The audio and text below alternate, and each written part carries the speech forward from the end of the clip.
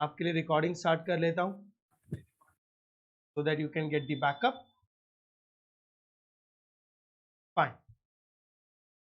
तो methods of demand forecasting, अब इसके अंदर डिमांड को फोरकास्ट मतलब फ्यूचर में अपने प्रोडक्ट की डिमांड क्या रहेगी, बराबर है, उसको प्रिडिक्ट कैसे करते हैं। तो प्रिडिक्शन करने के बहुत सारे मेथड्स हैं, ठीक है, lots of methods are there कि अपने प्रोडक्ट की फ्यूचर में डिमांड क्या रहेगी। अब मुझे एक चीज बताओ, फ्यूचर को प्रेडिक्ट करने के लिए क्या पास्ट का बैकग्राउंड लगता है, हाँ कि ना? Yes sir. Yes, because past experience से हम फ्यूचर के बारे में अंदाजा लगा सकते हैं, अंदाजा, बराबर है। नाउ ये हम डिमांड में पढ़ चुके हैं, सॉरी मीनिंग में पढ़ चुके हैं। तो how many types of methods are there of demand forecasting. Demand forecasting के मेथड्स के अंदर जाने से पहले बहुत सारे एमसीक्यूज आपको ये चार्ट में ही देखने को मिल जाएंगे। क्या बात कर रहे हो sir? Yes. Now methods of demand forecasting, कितने टाइप के मेथड्स हैं? तो देखो, there are two types of methods. First is opinion method and another one is statistical method. Opinion method and statistical method, नाम में ही मीनिंग है, हाँ नाम में ही मीनिंग है। सर ओपिनियन का मतलब एडवाइस, बराबर है, हम अपने प्रोडक्ट के बारे में दूसरों से एडवाइस लेते हैं। ओपिनियन का मतलब ही क्या है?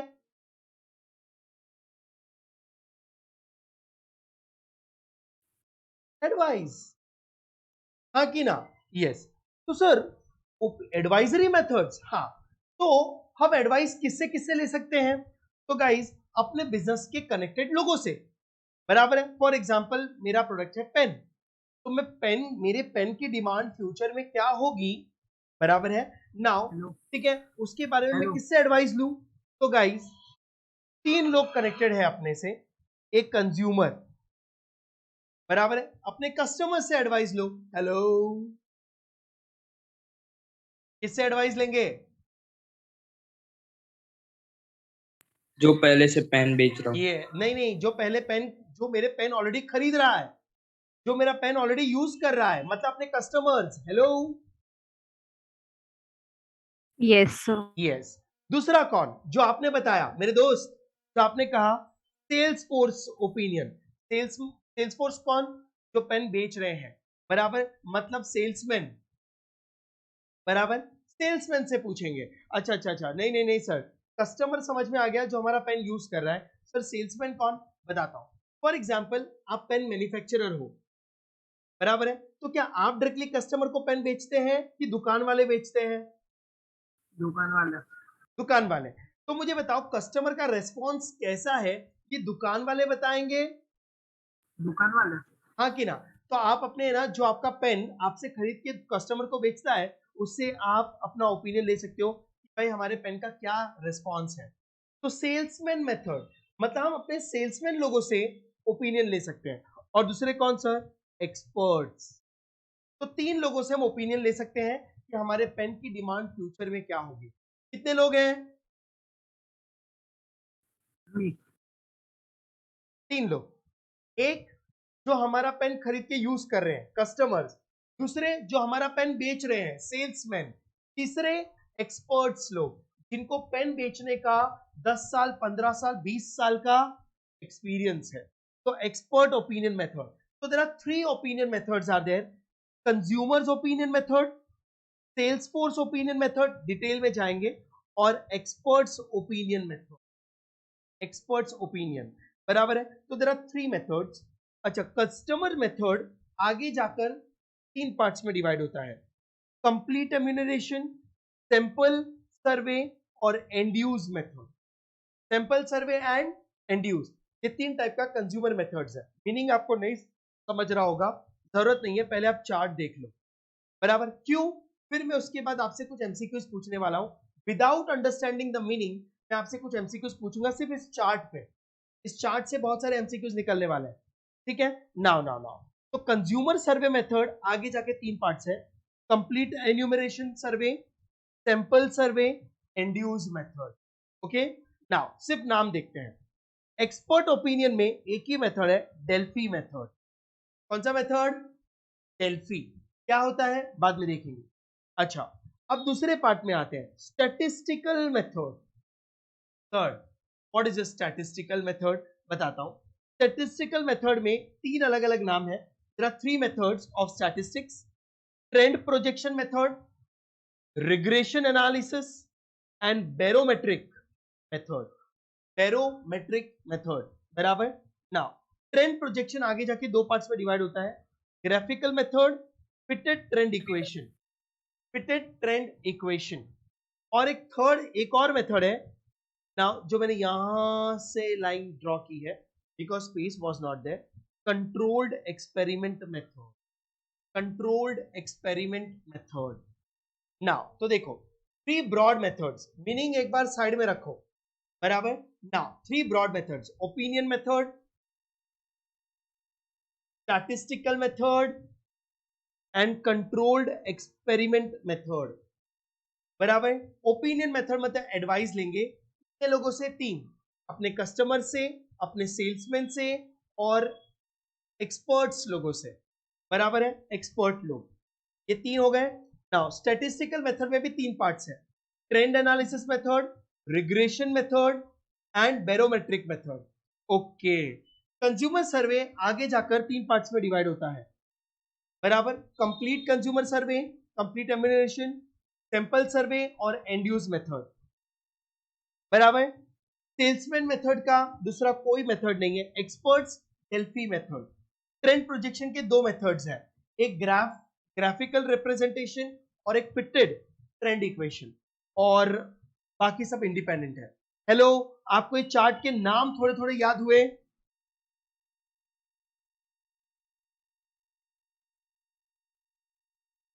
हाय गाइस, मैं आपसे कुछ क्वेश्चंस पूछ सकता हूं? Yes, sir. Okay. Yes, sir. अब इसके ऊपर एमसीक्यूज कैसे आएंगे, अंदर बाद में जाएंगे, पहले एमसीक्यूज देखेंगे।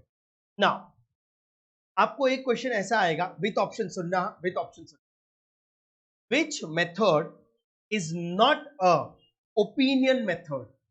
विच method is not a opinion method? ठीक है, A consumer survey method, B salesman survey method, C expert opinion method, D regression analysis. D. D is the Regression answer. analysis. Yes, regression analysis. Understand what kind of questions will going to come. Okay, what kind of questions will going to come. आपको समझ रहा है? आपको heading heading पे ही पहले MCQs बना लेते हैं, बाद में हेडिंग के अंदर चलेंगे, ठीक है। नाउ अब सुनना, अब सुनना, अब सुनना। Graphical method, graphical method is a part of, is a type of dash method. Graphical method is a type of dash method. Consumer survey method, regression analysis method, barometric method and trend analysis method. चार option. Trend analysis method. Yes, trend analysis method. Chart से समझ में आ रहा है आप लोग को? Yes, sir. Yes, इसलिए मैंने पहले ये चार्ट ही बना दिया ताकि आपको हेडिंग हेडिंग के ऊपर जो एमसीक्यूज आए ना, वो आंसर समझ में आ जाए। Okay okay okay okay, next next next next next, understand. Temple survey method, temple survey method is a part of dash method. Sample survey method is a part of dash method. ठीक है, expert opinion method, then salesman opinion method, then consumer opinion method. Consumer opinion method. Yes, consumer opinion method. Guys, any doubts? आपको इतना चीज समझ में आ गया? Heading heading समझ में आ गया? Yes, sir. ओके, अब सर ये हेडिंग्स क्या हमारे मॉड्यूल में है? हाँ, बट ऐसा चार्ट नहीं बना है, ये देख लो। सबसे पहला है अपना कौन सा? कंज्यूमर सर्वे, ये रहा। पहले हेडिंग हेडिंग को मैं आपको मैच करवा दूं ताकि थोड़ी शांति मिले आप लोग को। नाउ ये देखो, सर्वे ऑफ बायर्स इंटेंशन, मतलब कंज्यूमर सर्वे मेथड, ठीक है। अब कंज्यूमर सर्वे मेथड में देखो ये तीन है: complete enumeration method, sample survey method, and use method. Hello, अपना ये Yes. फर्स्ट वाला कंज्यूमर सर्वे और सर्वे ऑफ बायर इंटेंशन मैंने लिखा है, बराबर है। कंप्लीट सर्वे, सैंपल सर्वे, इंड्यूस सर्वे, यहां तक समझ में आया headings? Yes, sir. Okay sir, दूसरा क्या है? दूसरा है collective opinion method, the second one. Again ये कंज्यूमर ओपिनियन था, ये कलेक्टिव ओपिनियन है। तो ये रहा आपका collective opinion, collective opinion method मतलब सेल्स फोर्स मेथड। सर आपने क्या नाम अलग अपने हिसाब से ऐड किए हैं? नहीं गाइस, इसके अंदर लिखा हुआ है, ये देखो, salesman, this method is also called sales force opinion method, लिखा है ना? हाईलाइट कर देता हूं। तो कलेक्टिव ओपिनियन के अंदर लिखा है this method is also known as, okay, and this method is also known as grass root approach. ये भी मैंने लिखा है, टेंशन मत लो, अपने नोट्स में सब कुछ है, एक एक लाइन छान छान के मैंने आपके लिए शॉर्ट नोट्स बना दिए, टेंशन ना लो। ओके, अब सर थर्ड कौन सा? एक्सपर्ट ओपिनियन, ये रहा आपके लिए third method, expert opinion method. तो कहने से तीनों ओपिनियन मेथड्स मैंने यहाँ पे चार्ट बना दिया है। हेलो हेलो, आपके बुक्स में दिख रहा है आपको, मॉड्यूल्स में? Yes sir. यस। अच्छा सर, डेल्फी मेथड कहाँ लिखा है? इधर आओ, ये रहा डेल्फी टेक्निक, इसी के अंदर लिखा हुआ है डेल्फी टेक्निक, ये अंदर एक्सप्लेन किया है, एक्सप्लेनेशन मैं आपको बाद में बताऊंगा। Mainly questions I am expecting सिर्फ हेडिंग्स पे आने वाला है, अंदर को समझने के लिए बहुत सारे assumptions है, प्रैक्टिकल अप्रोच है। Now they are not expecting so much now, ठीक है? Delphi technique, okay sir. अभी और कुछ बच गया? स्टैटिस्टिकल मेथड, अब सेकेंड पार्ट पे आओ। स्टैटिस्टिकल मेथड, ये रहा स्टैटिस्टिकल मेथड, बराबर। अब इसके अंदर सर, इसके अंदर first method is trend projection method, ये देखो ना, अपना first method trend projection. Trend projection आगे जाके दो पार्ट्स में है, ग्राफिकल और फिटेड, बराबर है। ये रहा ट्रेंड प्रोजेक्शन के अंदर ही ग्राफिकल मेथड और फिटेड। अब ये लोग ने क्या किया मालूम है? एक्चुअली है ना, ये ट्रेंड प्रोजेक्शन ABC नहीं होना चाहिए था, ये ट्रेंड प्रोजेक्शन का ही पार्ट है। तो मैं इसका नंबर आपकी इधर चेंज कर रहा हूँ कि स्टूडेंट बहुत कंफ्यूज होता है। ये इसी का पार्ट है, इसी का एक्चुअली। तो अब मॉड्यूल में उन्होंने ABC लिख के रखा है, but logically trend projection method के ही ये पार्ट है। सर हमारी बुक में बराबर ही दिया है, ए के अंदर 1 और 2 पॉइंट करके दिया है। ठीक है, फाइन फाइन, तो बाद में इन्होंने रेक्टिफाई कर लिया होगा, बराबर ना। अच्छा, इसके बाद फिटेड ट्रेंड को एक और नाम से जाना जाता है, लीस्ट स्क्वायर मेथड। प्लीज वहां पे आप अंडरलाइन कर लेना, फिटेड ट्रेंड इक्वेशन को लीस्ट स्क्वायर मेथड भी कहते हैं, बराबर। अच्छा सर, इसके बाद क्या? अपना देखो सेकेंड मेथड रिग्रेशन। आपको मैं ये कंपैरिजन इसलिए करवा रहा हूं so that when you refer this notes तो आप लोग को कंफर्टेबल हो कि हाँ यार ये सब है, बराबर। रिग्रेशन एनालिसिस, ये रहा, ये एक्चुअली अब बी मेथड होना चाहिए था, रिग्रेशन एनालिसिस, बराबर। हेडिंग हेडिंग देख लो, अंदर बाद में देखते हैं, okay sir.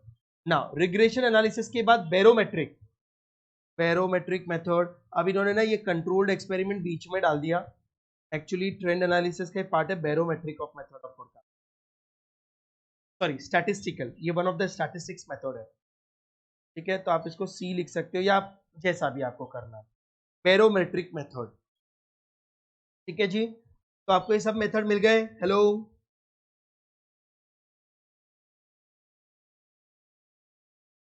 Okay, controlled experiment method, ये रहा कंट्रोल्ड एक्सपेरिमेंट। ये थोड़े हाइलाइट्स हैं जो मैंने रखे हुए हैं, कंट्रोल्ड एक्सपेरिमेंट, ओके। नाउ तो मैंने आपके सारे मेथड्स को कवर कर लिया। पहली चीज, आप इतने से कन्विंस हो गए? हेलो, तो ये chart is fair enough to solve heading based MCQs. कौन सा मेथड बराबर है, कौन सा मेथड किसका पार्ट है, हाँ कि ना? Yes, sir. ओके, अब एक एक करके चलते हैं। अब मेरी बात सुनना, ओपिनियन मेथड और स्टैटिस्टिकल मेथड का थोड़ा सा डिफरेंस समझा देता हूं यहीं पे। ओपिनियन मेथड है एडवाइस। मुझे एक चीज बताओ कि एडवाइस लेने के लिए कोई क्वालिफिकेशन की जरूरत है कि एक्सपीरियंस की जरूरत है?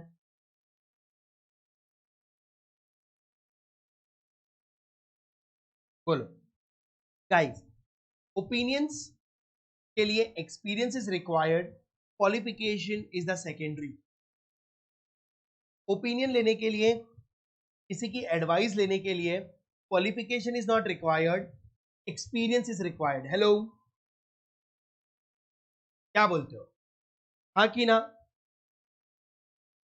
Yes sir. बराबर ना, तो एक्सपीरियंस की जरूरत होती है ना ओपिनियन के लिए, लेकिन स्टैटिस्टिकल मेथड्स यूज करने के लिए, मैं सुनो statistics is a kind of mathematics, data analysis, क्या इसके लिए क्वालिफिकेशंस चाहिए, एक्सपर्ट्स चाहिए, जिन्होंने स्टैटिस्टिक्स में मास्टरी की है वो लोग चाहिए, कि कोई भी कर सकता है ये एनालिसिस? एक्सपोर्ट्स। यस, स्पेशलाइज्ड बराबर है, statisticians are required. Am I correct? Now तो यहां पर क्वालिफिकेशन इज सेकेंडरी, बराबर है, एक्सपीरियंस इज रिक्वायर्ड, लेकिन स्टैटिस्टिकल एनालिसिस के लिए बराबर है क्वालिफिकेशन इज रिक्वायर्ड, बराबर है। जैसे फॉर एग्जांपल आप चार्टर्ड अकाउंटेंट्स बन जाते हैं, तो क्या आप स्टैटिस्टिकल मेथड यूज कर सकते हैं? ना, आप स्टैटिस्टिशियंस नहीं है, इसकी स्टडी अलग लेवल पे होती है, हाँ कि ना? ये एक अलग लेवल का डिग्री है, अग्री करते हो? तो statisticians are the separate education. Am I correct? Yes sir. Yes, opinion कोई भी दे सकता है, जिसको उस चीज का पिछले 10-15 साल का एक्सपीरियंस हो, भले अनपढ़ है लेकिन 10 साल से उस फील्ड के अंदर है, तो वो एडवाइस तो वो भी दे सकता है, बराबर है। ओके ओके ओके, अब चलते हैं सबसे पहला मेथड अपना ओपिनियन। पहले हम ओपिनियन मेथड से स्टार्ट करते हैं ना, बहुत सिंपल है, सिंपल अंडरस्टैंडिंग है ना, एकदम नॉर्मल लैंग्वेज है, कोई टेंशन नहीं। सबसे पहला मेथड है कंज्यूमर ओपिनियन। देखो ये 3 मेथड्स है कि नहीं, कंज्यूमर ओपिनियन, सेल्समैन और एक्सपर्ट, मैंने तीनों को डिस्टिंग्विश बिटवीन बना के लिख दिया है, ताकि आप लोगों को कोई प्रॉब्लम ही ना हो। कंज्यूमर ओपिनियन मेथड या डायरेक्ट इंटरव्यू मेथड कहते हैं। मतलब क्या है सर इसका, मीटिंग समझा देता हूं। लेट्स टेक एन एग्जांपल, एक प्रैक्टिकल एग्जांपल लेते हैं, जरा समझो। Practical example, now for example आप कुछ भी ले लो, क्या ले लें? कार, कार लेते हैं, बराबर है। अब कार, आपको है ना कोई कार खरीदनी है, मान लो कि आप ही को खरीदनी है, ठीक है, मान लो हुंडई की कार खरीदनी है, तो कहने से आप किससे ओपिनियन लेंगे जाके, जो हुंडई की कार यूज कर रहा है कि जो दूसरी कोई ब्रांड की कार यूज कर रहा है? हेलो, हुंडई वाले से। ऑफ कोर्स, जो यूज कर रहा है उसी से पूछोगे ना, भाई तू ये कार यूज कर रहा है कैसी है, मैं खरीद रहा हूं, क्या ओपिनियन है तेरा, बराबर है। अगर उसको लगता है कि Hyundai car is very good, तो बोलेगा यार मैं 3 साल से यूज कर रहा हूँ, बहुत अच्छी कार है, तू भी खरीद ले, बेस्ट है, बराबर है। अगर जिसने हुंडई कार खरीदी है, वो बेचारे ने 4 बार उसकी रिपेयरिंग करवा ली, बराबर, तो बोलता है यार हुंडई कार कभी मत खरीदना, मैं यूज करके पछता रहा हूं। तो कहने से जो यूज कर रहा है वो ज्यादा अच्छे से ओपिनियन दे पाएगा। Yes sir.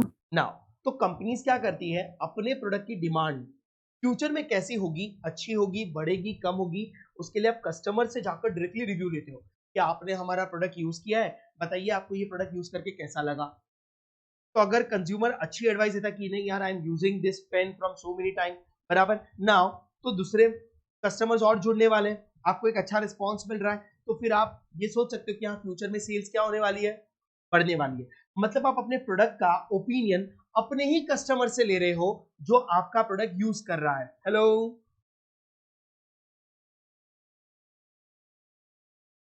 Yes, sir. Yes, grass root approach, second method is grass root approach.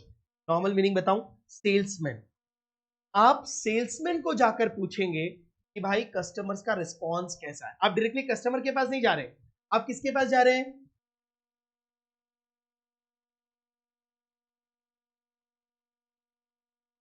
Salesman.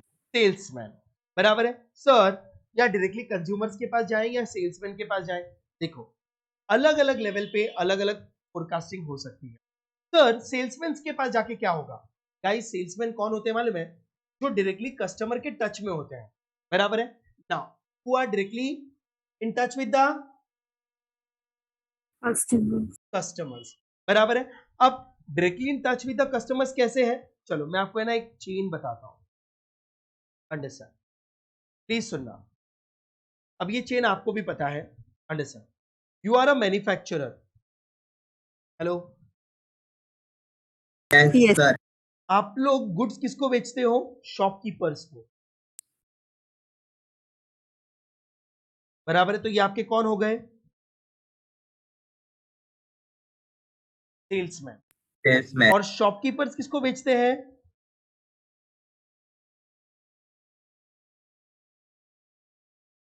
Consumers को. तो Yes, sir. हाँ कि ना? अब मुझे एक चीज बताओ, मैन्युफैक्चरर को ये जानना है, मान लो कि ये पेन का मैन्युफैक्चरर है या शूज का मैन्युफैक्चरर है, उसको ये जानना है कि अगले साल मेरे प्रोडक्ट की डिमांड क्या होगी. तो अगले साल उसके प्रोडक्ट की डिमांड क्या होगी, ये जानने के लिए उसको अपने प्रोडक्ट का रिस्पॉन्स पता लगाना पड़ेगा कि मेरे प्रोडक्ट से कस्टमर खुश है या खुश नहीं है. हाँ कि ना? Yes, sir. यस. तो मैन्युफैक्चरर है ना, अपने डिमांड की फोरकास्टिंग करवाने के लिए दो लोगों के पास जा सकते हैं.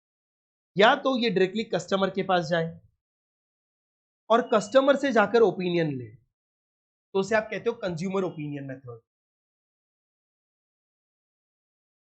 बराबर है.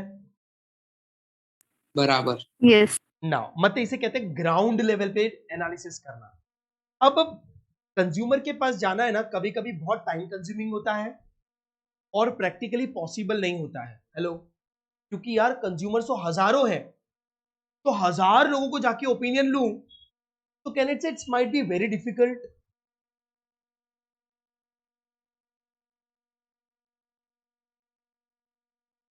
Yes. हाँ. तो है ना, आप लोग कभी कभी क्या करते हो, आप कंज्यूमर्स के पास नहीं जाते हो, आप शॉपकीपर्स के पास ही जाकर एनालिसिस करते हो. उसको पूछते हो, यार बताओ कि कस्टमर का रिस्पॉन्स कैसा है हमारे प्रोडक्ट को लेकर. अब सर ऐसा क्यों? शॉपकीपर्स को कैसे पता होगा?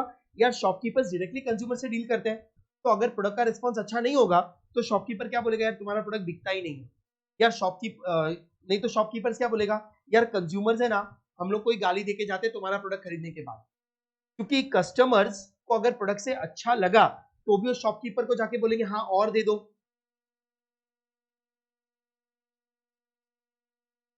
Yes, sir. बराबर है. या फिर कंज्यूमर्स आके गाली भी किसको देंगे? शॉपकीपर को. वो कंपनी तक तो पहुंचते नहीं है. तो कंज्यूमर्स का चॉइस क्या है, कंज्यूमर्स का रिस्पॉन्स कैसा है, कंज्यूमर मेरे प्रोडक्ट से खुश है या नाराज है, क्या हमें शॉपकीपर को पता चल सकता है? Yes. यस. तो मैन्युफैक्चरर जाके शॉपकीपर से पूछ सकता है. उसे कहते हैं salesman opinion method. Hello, Yes. बराबर है. अच्छा, अब कभी कभी मैन्युफैक्चरर्स को है ना, अपने प्रोडक्ट के बारे में ना कंज्यूमर से पूछना है ना शॉपकीपर से पूछना है. उनको मार्केट का ट्रेंड जानना है, तो ये लोग है ना किसी एक्सपर्ट्स के पास जा सकते हैं. एक्सपर्ट्स मतलब पेन के स्पेशलिस्ट, जो 10 साल से 15 साल से 20 साल से ना पेन के मार्केट में पेन बेच रहे हैं. या कॉल्ड एज एक्सपर्ट्स. हाँ कि ना? Yes, sir. बराबर. तो ये 3 लोगों का ओपिनियन हो सकता है. Any doubts?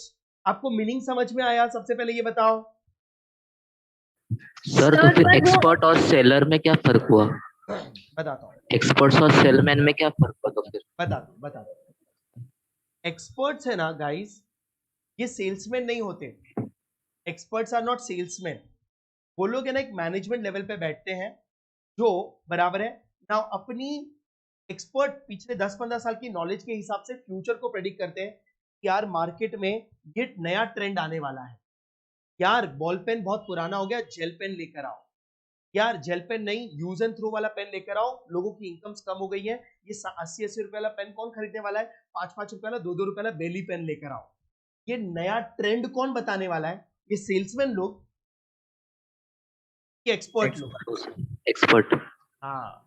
तो ऐसा मत सोचो कि है ना एक्सपर्ट कौन होते हैं, जिनका व्यू बराबर है, जो इतने मास्टर होते हैं अपनी फील्ड के, जो ट्रेंड चेंज होते हुए को देख सकते हैं. बराबर है ना? तो यस. सर अगर वो उस फील्ड में है तो मतलब वो कॉम्पिटिटर्स भी तो हो सकते हैं ना फर्म की. कौन? एक्सपर्ट्स. नहीं, एक्सपर्ट्स है ना, एक्सपर्ट्स आर नॉट कॉम्पिटिटर्स. ये कौन होते हैं मालूम है? मैं आपको बताता हूं. चलो यूट्यूब चैनल का एक एग्जांपल लेते हैं. विवेक बिंद्रा, नाम सुना है आप लोगों ने? Yes, sir. Yes, sir. He is the expert. बराबर है। Yes. और भी ऐसे बहुत लोग हैं जो बिजनेस को ट्रेंड को एनालिसिस करते हैं। अब मान लो कि मेरे बिजनेस में ना बहुत डाउन टर्न है, मेरे को समझ ही नहीं आ रहा मैं अपने बिजनेस में क्या करूं ऐसा कि मेरा बिजनेस ऊपर बढ़े, मेरा बिजनेस नीचे ही जा रहा है, मेरे लोग कस्टमर प्रोडक्ट्स नहीं खरीद रहे, तो कहने से मुझे एक एक्सपर्ट की एडवाइस की जरूरत है। Yes sir. Yes, देखो sir. कभी कभी है ना मेरी गलतियां मुझको खुद को नहीं पता चलती, आपकी गलतियां आपको पता नहीं चलती, बराबर है। तो आप क्या करोगे, आप किसी और को जाके पूछोगे यार मेरे को समझ ही नहीं आ रहा मैं क्या करूं, बराबर है। तो एक्सपर्ट्स लोग क्या करेंगे, आपके बिजनेस में आकर एनालिसिस करेंगे और आपको जो वीक पॉइंट है उसको स्ट्रांग बनाएंगे। अब विवेक बिंद्रा के पास जाकर बराबर है मैं एडवाइस दूं कि मेरे बिजनेस को ग्रो करना, Vivek Bindra is a business analyser. Yes. Hello, Yes, sir.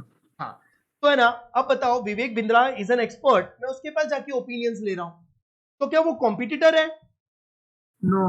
No, उसके पास बहुत, उसका काम ही है एडवाइजेस करना, वो उसके फीस लेता है, बराबर है कि नहीं। तो ऐसे बहुत सारे एक्सपर्ट्स होते हैं मार्केट में, Yes, बराबर sir. है ना। तो विवेक बिंद्रा के पास हजारों कस्टमर है, टाटा भी होगा, बराबर, रिलायंस भी जाता होगा, वो बताता है ना कि मेरे पास इतनी सारी इंडस्ट्रीज हैं जो मेरे पास आती है ओपिनियंस लेने के लिए। तो अब एक्सपर्ट कभी कॉम्पिटिटर नहीं होता, एक्सपर्ट इज एन एडवाइजर बस।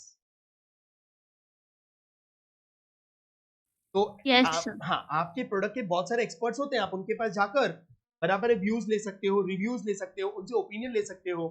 तो वो बोलेगा यार आपका पेन है ना इतने सालों से चल रहा है, पब्लिक बोर हो गई है, कुछ नया लेकर आओ यार, यहाँ पे कुछ नया ग्रिपिंग बनाओ यार, जेल पेन लेकर आओ यार, स्मूथ पेन चलना चाहिए, ऐसा कुछ लेकर आओ, बराबर है, थोड़ा सस्ता करो, तुम्हारा पेन बहुत महंगा है। ये लोग ऐसा एडवाइजेस देंगे। उस एडवाइजेस को लेकर आप अपने मार्केट में फ्यूचर में डिमांड्स को क्या कर सकते हो, Analyze. इंक्रीज कर सकते Increase. हो। यस, अब आप लोग को मीनिंग समझ गया है ना, अंदर का कचरा सब समझ जाएगा, बराबर है। Now understand. अब देखो आप प्लीज, अब मैं फटाफट पढ़ता जाऊंगा। अब एक्चुअली ना मैं इससे पढ़ सकता था, but you know what, I personally feel कि अंदर ना बहुत सारी चीजों को ना ऐसा खिचड़ी बना के लिखा है, तो मैंने ना तीनों मेथड को डिस्टिंग्विश कर दिया।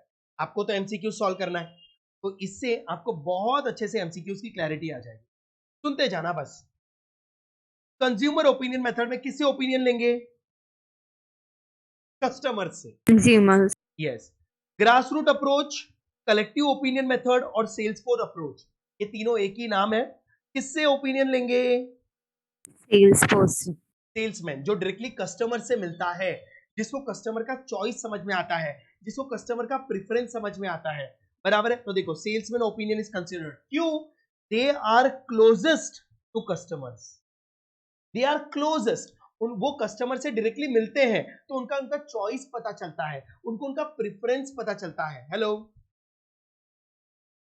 Yes, sir. बराबर, okay. Now expert opinion method, तो what is this expert opinion method, तो इससे हम किसका ओपिनियन लेने वाले हैं, एक्सपर्ट, नाम से ही मीनिंग पता चलता है। सर एक्सपर्ट क्यों जाएंगे हम एक्सपर्ट्स के पास, गाइस क्योंकि they have a lot of experience, might भी 15 साल 20 साल से वो एक ही फील्ड में इतना घिसा रहे हैं कि उनको फ्यूचर समझ में आने लगा है, बराबर। तो देखो as they considered they have specialized knowledge, बराबर, ऑफ ए पर्टिकुलर प्रोडक्ट और अ फील्ड। हेलो, मीनिंग समझ में आ गया, Yes. ठीक है। नाउ तो मैंने डिस्टिंग्विश बना दिया ताकि आप लोग का त्रास खत्म हो जाए।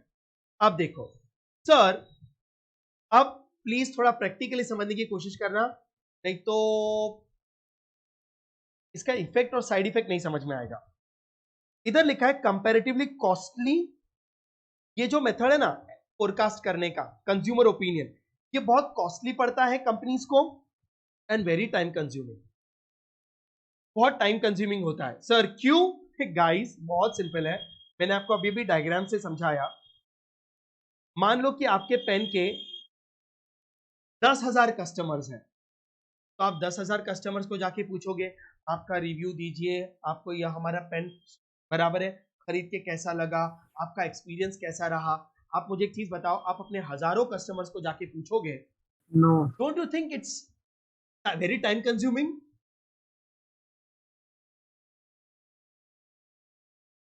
Hello, Yes, sir. Yes, sir. ये बहुत टाइम कंज्यूमिंग भी होगा और प्लस बहुत एक्सपेंसिव होगा। क्यों? क्योंकि आप लोग को अगर आपके 10,000 कस्टमर्स हैं तो आप तो जाने वाले नहीं हो, मतलब आप अपने नीचे लोगों को रखोगे, एक टीम बनाओगे कि भाई तुम बोरीवली जाओ, कस्टमर्स को पूछो, भाई तुम भाईंदर जाओ, भाई तुम दहीसर जाओ। एक अकेला आदमी कर लेगा ये सब, या आपको पूरी एक टीम बनानी No. पड़ेगी?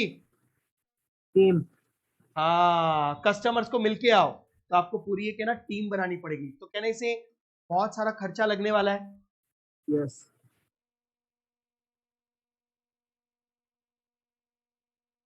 हाँ कि ना? Yes, sir. यस। इसके लिए it is very costly and time consuming. Fine sir, sales force opinion method ना, ये बहुत चीपर है, it is very cheaper and easy. Sir easy है? हाँ यार, मुझे एक चीज बताओ, 10,000 कस्टमर को जाके पूछूं, वो 10,000 कस्टमर शॉपकीपर से ही खरीदते होंगे।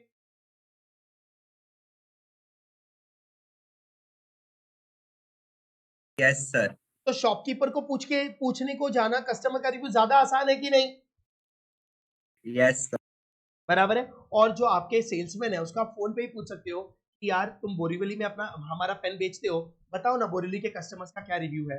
बराबर है। मेरा कोई एक सेल्समैन है जो बैंड्रा में हमारे पेन बेच रहा है, तो मैं उस सेल्समैन को जाके पूछ लूंगा कि यार बैंड्रा में तुम्हारे जितने भी कस्टमर है वो हमारे जो पेन खरीदते हैं, बताओ ना क्या रिव्यू है। तो कहना ही से मैं अपने पेन की प्रोडक्ट की डिमांड, एक सेल्समैन 1,000 लोगों को बेचता होगा, तो एक सेल्समैन Yes. 1,000 लोगों के बिहाफ पे रिव्यू दे सकता है कि नहीं? Yes, sir. यस। तो चीपर एंड इजी मेथड, ये मेथड बहुत चीप है, बहुत सस्ता है, टाइम कंज्यूमिंग कम है, बराबर है, और इजी है, बराबर, फोरकास्टिंग मेथड यूज करने में। अब expert methods are very expensive but yes take very less time. क्यों गाइस?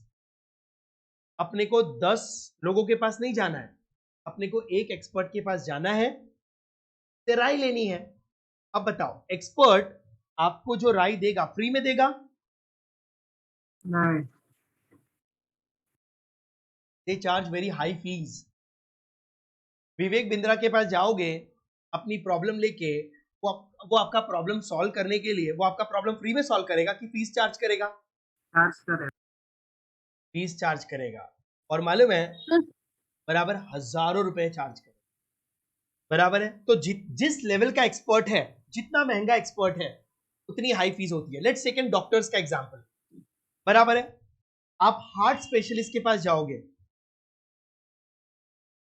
तो जितना बड़ा डॉक्टर है, बराबर है, there are lot of doctors जो बाईपास सर्जरी करते हैं, हाँ कि ना? Yes. लेकिन हर डॉक्टर की फीस Different. अलग है, बराबर है। आप बेस्ट ऑफ द बेस्ट के पास जाना चाहोगे, हाँ कि ना? Yes. अब बेस्ट ऑफ द बेस्ट का Yes, क्या sir. मतलब होता है?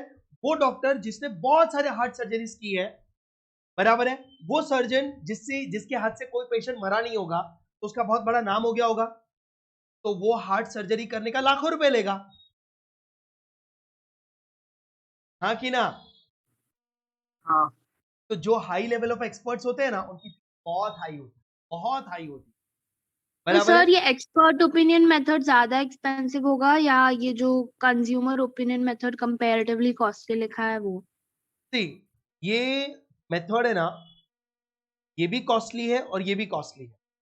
अब कुछ चीजें बहुत सिमिलर है, बराबर, लेकिन कस्टमर बेस है ना, ये डिपेंड करता है कि अगर आपके ऑल ओवर इंडिया कस्टमर्स हैं तो ये मेथड अप्लाई करना इम्पॉसिबल है, तो आपका लाखों का खर्चा हो जाएगा। इससे अच्छा बराबर एक्सपर्ट ओपिनियन भी एक्सपेंसिव रहेगा, लेकिन उससे कम एक्सपेंसिव रहेगा।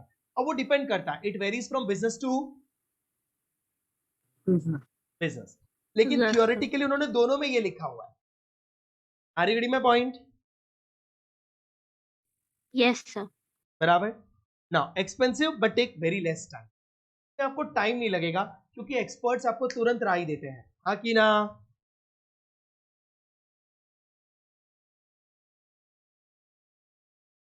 Yes, sir. ओके। अब थर्ड, अब मेरी बात सुनो, मेथड तो समझ गया, इसके साइड इफेक्ट सुनो। ये जो कंज्यूमर ओपिनियन मेथड है ना, it is suitable for short run. आप लोग जो डिमांड फोरकास्टिंग करना चाहते हो ना, तो आपको आने वाले 1 साल का ट्रेंड पता चल सकता है, क्योंकि कस्टमर्स का व्यू और प्रेफरेंस बदलता रहता है, हाँ कि ना? Yes, sir. तो कस्टमर का आज चॉइस आईफोन है, बराबर है, लेकिन कल है ना आईफोन से भी कोई अच्छा प्रीमियम फोन आ गया, तो आईफोन का मोनोपोली खत्म हो सकता है कि नहीं?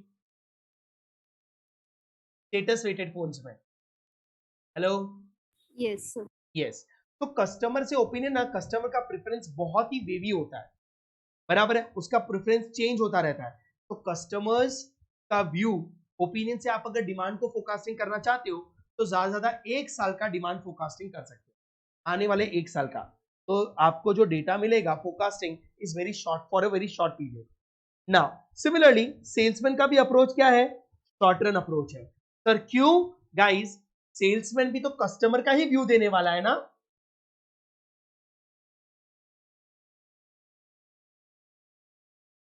Hello, Yes, sir.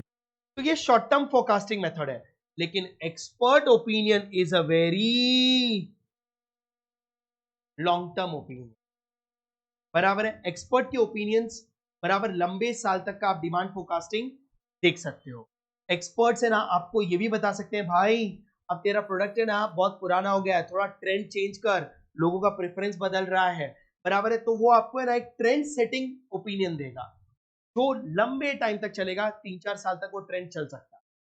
तो कैन आई से expert opinion method is use for long term demand forecasting?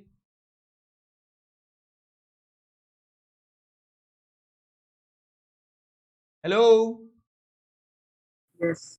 Yes.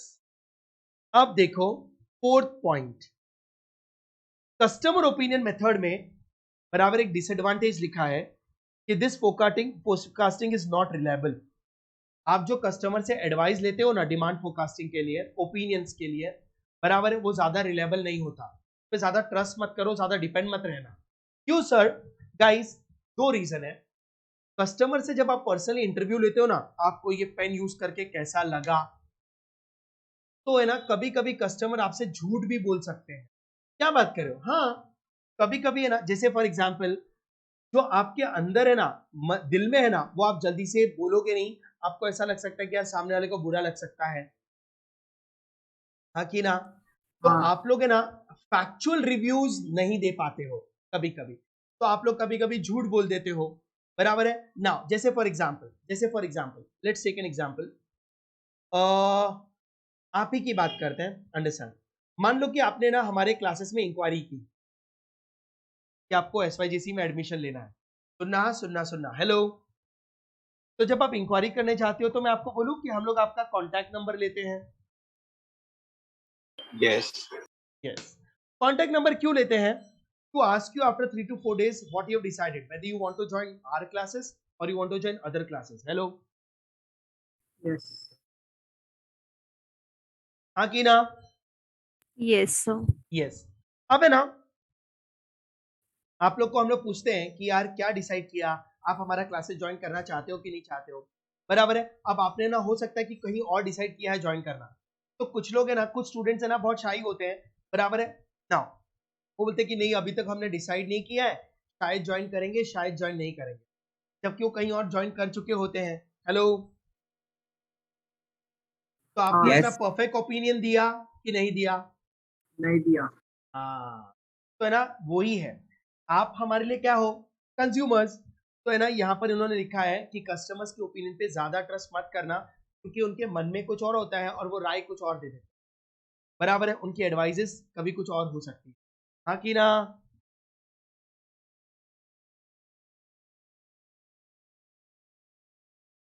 Agree? Yes, sir. तो ये फोरकास्टिंग मेथड ज्यादा रिलायबल नहीं है।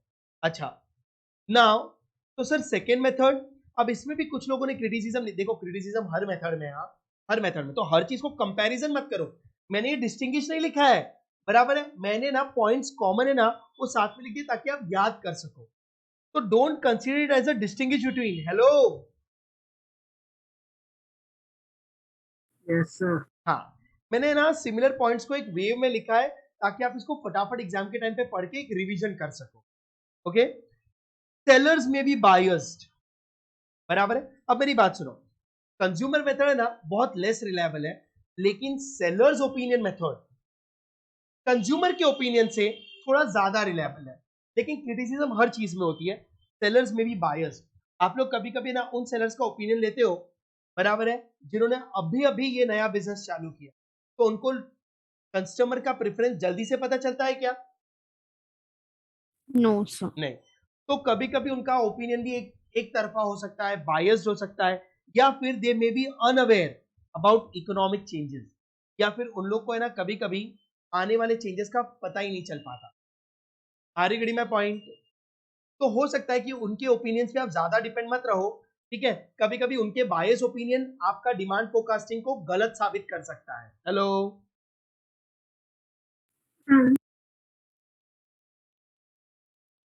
बट एक्सपर्ट्स का opinion is very reliable. Expert का opinion is Very reliable. Very reliable, बराबर. आप लोग को इन तीनों का मीनिंग समझ में आ गया, डिटेल समझ में आ गई? Yes sir. अच्छा, अब सर आप लोग ने ये लिखा है, आप हमको एक चीज बता दो, अगर इस 4 पॉइंट में से अगर कोई आंसर आया एमसीक्यू, तो किस पे आ सकता है? तो मैं आपको एक चीज बता दूं, बहुत सिंपल. एक तो ये शॉर्ट रन और लॉन्ग रन का पॉइंट, बराबर है, और मेथड में किससे ओपिनियन लिया जाता है, कंज्यूमर सेल्स में. बाकी जो 2 पॉइंट्स है, बराबर है, उसमें आप लोग को ज्यादा एमसीक्यूज नहीं आएंगे. अब मेथड्स पे आ जाओ. कुछ नहीं है, बहुत सिंपल है, सुनना सर. अब इसमें मेथड्स क्या है बताता हूं. वापस इस चार्ट पे आते हैं. ये चार्ट से ही आपको विजन मिलता है. कंज्यूमर मेथड कितने टाइप के हैं?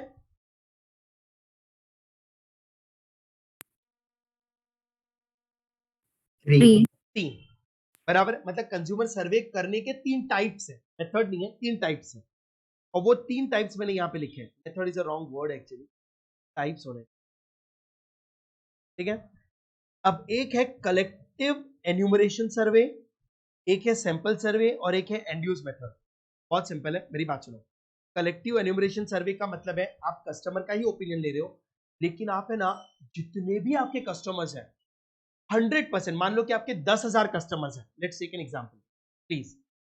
तो आप लोग है ना पूरे 10,000 कस्टमर्स के पास जाते हो ओपिनियन लेने को, मतलब 100% कस्टमर्स का आप इंटरव्यू लेने जाते हो, बराबर है. तो कलेक्टिव एन्यूमरेशन में you go to the 100% potential customer, बराबर है.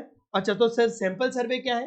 सैंपल सर्वे में ना आप 100% सारे कस्टमर्स के पास नहीं जाते. आपके पास 10,000 कस्टमर है ना, तो आप उसमें से ना सिर्फ 3,000 कस्टमर्स के पास जाते हो.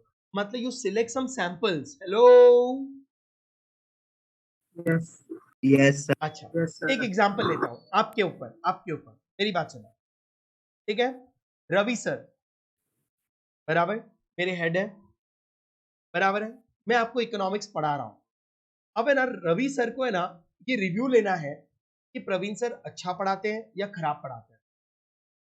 तो ये रिव्यू रवि सर को कौन देंगे? आप स्टूडेंट्स देंगे, Yes, sir. बराबर है. मैं अभी का बात कर रहा हूं. मान लो कि आप मेरे बैच में 20 स्टूडेंट्स बैठे हो, बराबर है. अभी आप 20 लोग हो मेरे बैच में, नहीं 19 हो, एक तो मैं खुद हूं. 19 स्टूडेंट्स बैठे हो. मान लो कि बैच में 19 स्टूडेंट्स आ गए. अगर रवि सर सारे 19 को एक एक फोन करके पूछते हैं कि आपको प्रवीण सर का टीचिंग कैसा लगा, समझ रहा है क्या है, बराबर है, सारे स्टूडेंट्स को एक एक स्टूडेंट को फोन करके पूछा, इट्स कॉल्ड कंप्लीट एन्यूमरेशन सर्वे. उन्होंने 100% स्टूडेंट्स को पूछा. Hello, Yes, sir. लेकिन रवि सर के पास इतना टाइम नहीं है. तो रवि सर क्या करेंगे, आप जो 20-25 स्टूडेंट्स हो ना, उसमें से कोई भी 5 स्टूडेंट को फोन करके पूछ ले, बराबर है ना. तो उसको आप क्या कहते हैं? Sample survey. Sample sample survey. मतलब रवि सर ने आप सबको नहीं पूछा, ओनली 4 to 5 स्टूडेंट्स को फोन करके पूछा, बराबर है ना, और उस पर कंक्लूजन ड्रॉ कर दिया. तो that is called sample survey. तो देखो उसमें क्या लिखा है, selective potential customers are interviewed, और इसमें क्या लिखा 100% potential customers are interviewed. Hello,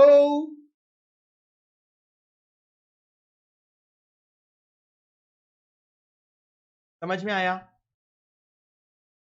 Yes, sir. Yes, sir. समझ गए, ओके। समझा। Next is Andrews method.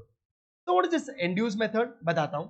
अब इसमें भी आप कस्टमर्स के पास ही जाते हो, और इसमें भी है ना, एंड्यूज मेथड में वापस सब मेथड है, कलेक्टिव एंड सैंपल, लेकिन उसको छोड़ दो। एंड्यूज मेथड में ना, you don't do survey for the finish products, you do survey for the inputs, use for demand forecasting of inputs. Sir inputs मतलब रॉ मटेरियल का अगर आपको डिमांड फोरकास्टिंग करना है तो एंड्यूज मेथड पे जाने का। सर एक मिनट, हमको मतलब नहीं समझ आया, मैं बताता हूं। अब मैंने यहां पे एग्जांपल लिखा है milk and cement. Milk and cement, मान लो सीमेंट फिनिश गुड्स होता है कि रॉ मटेरियल होता है? Raw material. रॉ मटेरियल होता है, बराबर है सर। मिल्क, अब मिल्क है ना, अगर आप डायरेक्ट कंज्यूम कर रहे हो तो फिनिश गुड्स है, लेकिन अगर आपको चाय बनानी है, कॉफी बनाना है, मिठाइयां बनानी है, तो मिल्क क्या है? Raw material. Raw material.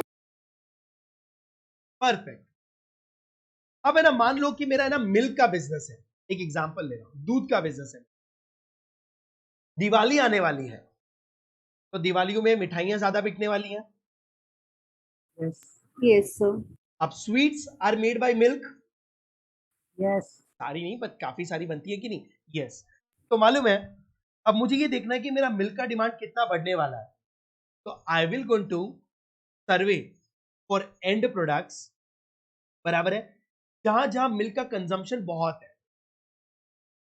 तो स्वीट्स है, बराबर है ना, चॉकलेट्स है, जहां जहां पे मिल्क का यूज होता है ना, मैं उन सबका सर्वे करूंगा, क्योंकि मुझे तो मेरी मिल्क की डिमांड देखनी है ना।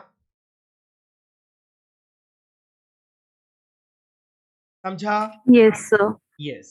अब है ना, एक और एग्जांपल ले, सीमेंट के लिए क्या एग्जांपल लोगे सर? गाइस, मान लो कि नरेंद्र मोदी ने अनाउंस किया है कोई एक अंडर डेवलप्ड है। अच्छा, एक एग्जांपल, चलो बेस्ट एग्जांपल लेता हूं, रियलिटी का एग्जांपल लेता हूं। आपको पता है Andhra Pradesh has been divided in 2 states now. Yes. पहले आंध्र प्रदेश एक स्टेट था, अब उसको डिवाइड कर दिया गया है, और उसको डिवाइड करके 2 स्टेट्स बने, एक आंध्र प्रदेश और एक तेलंगाना। Hello, Yes, sir. आपको है ना एंड्यूज मेथड ऐसे नहीं समझेगा। एक प्रैक्टिकल एग्जांपल लेता हूं, बहुत अच्छा एग्जांपल है, मेरी बात सुनना प्लीज, मेरी बात सुनना। आंध्र प्रदेश है ना बहुत बड़ा स्टेट था, बराबर है? Hello, Yes, sir. और उसका कैपिटल क्या था मालूम है? हैदराबाद। सुना है ना? Yes. यस। अब आंध्र प्रदेश क्या हो गया मालूम है? पॉलिटिक्स बिल की वजह से 2 पार्ट्स में डिवाइड हो गया। अब डिवाइड होने के बाद एक एरिया का नाम आंध्र प्रदेश रह गया, ओल्ड वाला, और एक एरिया का नाम बन गया तेलंगाना। एक नया स्टेट बना है तेलंगाना, आंध्र प्रदेश से निकला है। अब हुआ क्या, पहले पूरा स्टेट का कैपिटल सिटी क्या था? हैदराबाद। अब हैदराबाद है ना तेलंगाना की तरफ चला गया, तो जो आंध्र प्रदेश स्टेट रह गया उसका कोई कैपिटल रहा ही नहीं। हेलो, कैपिटल सिटी, जैसे महाराष्ट्र का कैपिटल सिटी मुंबई है ना, Yes, sir. तो अब आंध्र प्रदेश ने ना एक नए एरिया को कैपिटल सिटी बनाया अपने स्टेट के लिए, अमरावती। अब अमरावती जो था ना वो इतना डेवलप नहीं था, लेकिन अगर तुम अपने किसी स्टेट के किसी सिटी को कैपिटल बना रहे हो तो एक वेल डेवलप्ड सिटी होनी चाहिए, मुंबई जैसी। Yes, sir. अब ये गांव जैसा था, लेकिन अमरावती बराबर को इन्होंने ना कैपिटल सिटी डिक्लेयर किया, बराबर है? अब है ना, इसको इनको डेवलप करना है। तो अब मालूम है जितनी भी सीमेंट कंपनियां थी ना, उनको पता चल गया अरे अमरावती कैपिटल सिटी डिक्लेयर हुआ है, मतलब इसको गवर्नमेंट क्या करने वाली है? डेवलप। अब डेवलप करने के लिए वहां पे रोड्स नए बनेंगे, इंफ्रास्ट्रक्चर बनेगा, ब्रिजेस बनेंगे, बराबर है, बहुत सारी चीजों का डेवलपमेंट होगा, तो सीमेंट का कंजम्पशन होगा कि नहीं होगा? Yes, sir. Yes. तो सारी सीमेंट कंपनियों ने ना वहां जाकर अपना सेल करना शुरू, तो सीमेंट इज एन इनपुट। तो मालूम है ये लोग फोरकास्टिंग मेथड से ये देख लेते हैं कि कहां पर किस एरिया में कंजम्पशन क्या होने वाला है, ज्यादा। तो ये सब चीजों को देखने के लिए ये लोग एंड यूज मेथड्स यूज करते हैं। अब चीज समझ में आई? Yes, sir. यस, बराबर है। तो वो लोग वो फैक्टर्स को डिसाइड करते हैं कि कौन से फैक्टर्स की वजह से हमारी प्रोडक्ट की डिमांड बढ़ने वाली है। नाउ तो देयर आर 3 मेथड्स। अब आ जाओ लास्ट पॉइंट, एक्सपर्ट मेथड में। एक्सपर्ट मेथड में एक ही मेथड है, डेल्फी मेथड। गाइस बहुत ही सुपर मेथड है, और मुझे लगता है कि डेल्फी मेथड पे एक क्वेश्चन और नाम पे ही आना चाहिए, अंदर अंदर घुस के नहीं पूछने वाले वो लोग आपको। Delphi method is a type of dash method. जल्दी बोलो।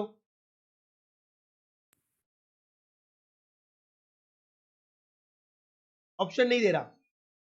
Delphi method is a type of dash method, consumer opinion method, Expert opinion method. Expert opinion method. Expert opinion method. Yes, expert opinion method. Sir what is this Delphi method? बताता हूं, पहले सुनना, नहीं तो आपको नहीं समझेगा कि ये क्या है। डेल्फी मेथड में क्या होता है मालूम है? आप लोग है ना अपना प्रॉब्लम डिसाइड करते हो सबसे पहले तो, कि भाई मैं रिसर्च क्यों कर रहा हूं, what I want to find. Problem का मतलब है what you want to find, your findings. Hello,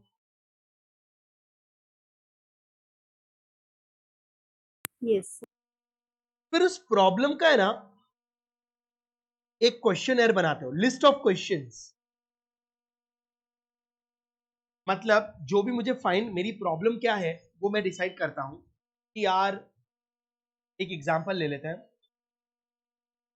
for example मेरे को जो कंक्लूजन ड्रॉ करना है, जो मेरी प्रॉब्लम है, मुझे ये देखना है कि मेरे पेन की डिमांड नीचे क्यों जा रही है।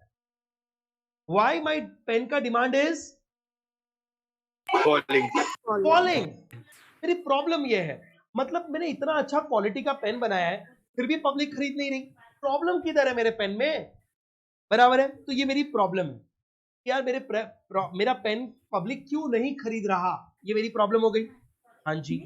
अब मुझे एक्सपर्ट्स के पास जाकर पूछना है, तो पहले ना एक्सपर्ट्स के पास जाके पूछने के लिए ना पहले मुझे क्वेश्चंस बनाने पड़ेंगे कि मैं उससे क्या पूछूं, सवाल क्या करूं उसको। Hello, Yes, sir. तो आपको ना लिस्ट ऑफ क्वेश्चंस बनाने पड़ेंगे, बराबर। अब लिस्ट ऑफ क्वेश्चंस कैसे बनेंगे, तो मेरी बात सुनो।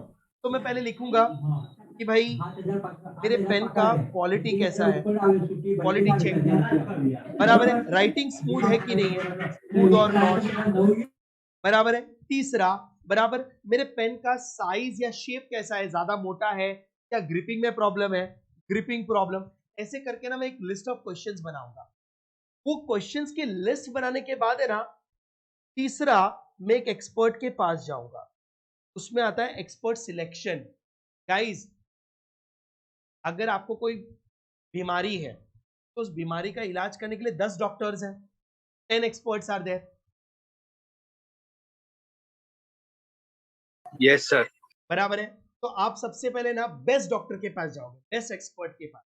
फिर आप उसको है ना अपने क्वेश्चंस पूछोगे, यार मेरे को ये प्रॉब्लम क्यों है, बराबर है, मेरा ये प्रॉब्लम 3 दिन से है, ठीक है, मुझे समझ नहीं आ रहा ये प्रॉब्लम क्या हो गया, ठीक है। आप अपने क्वेश्चंस उसको है ना जाके बोलते रहते हो, ठीक है। कुछ क्वेश्चंस वो भी कर लेता है ताकि वो सिम्टम्स चेक करे। अब है ना जब वो रीजंस देता है ना, तो आप उस रीजन से ना सेटिस्फाई होते भी हो या फिर सेटिस्फाई नहीं भी होता। नहीं होते हो।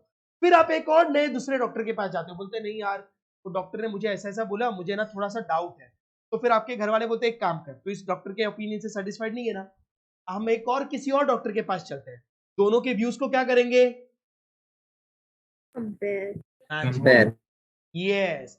तो आप है ना एक डॉक्टर से सेटिस्फाइड नहीं होते तो दूसरे के पास जाते हो, दूसरे के पास सेटिस्फाइड नहीं होते तीसरे। इसको कहते हैं डेल्फी मेथड। आप एक एक्सपर्ट के पास नहीं जाते हो, आप 2-3 एक्सपर्ट्स के पास जाते हो और सेम क्वेश्चंस को पूछते हो।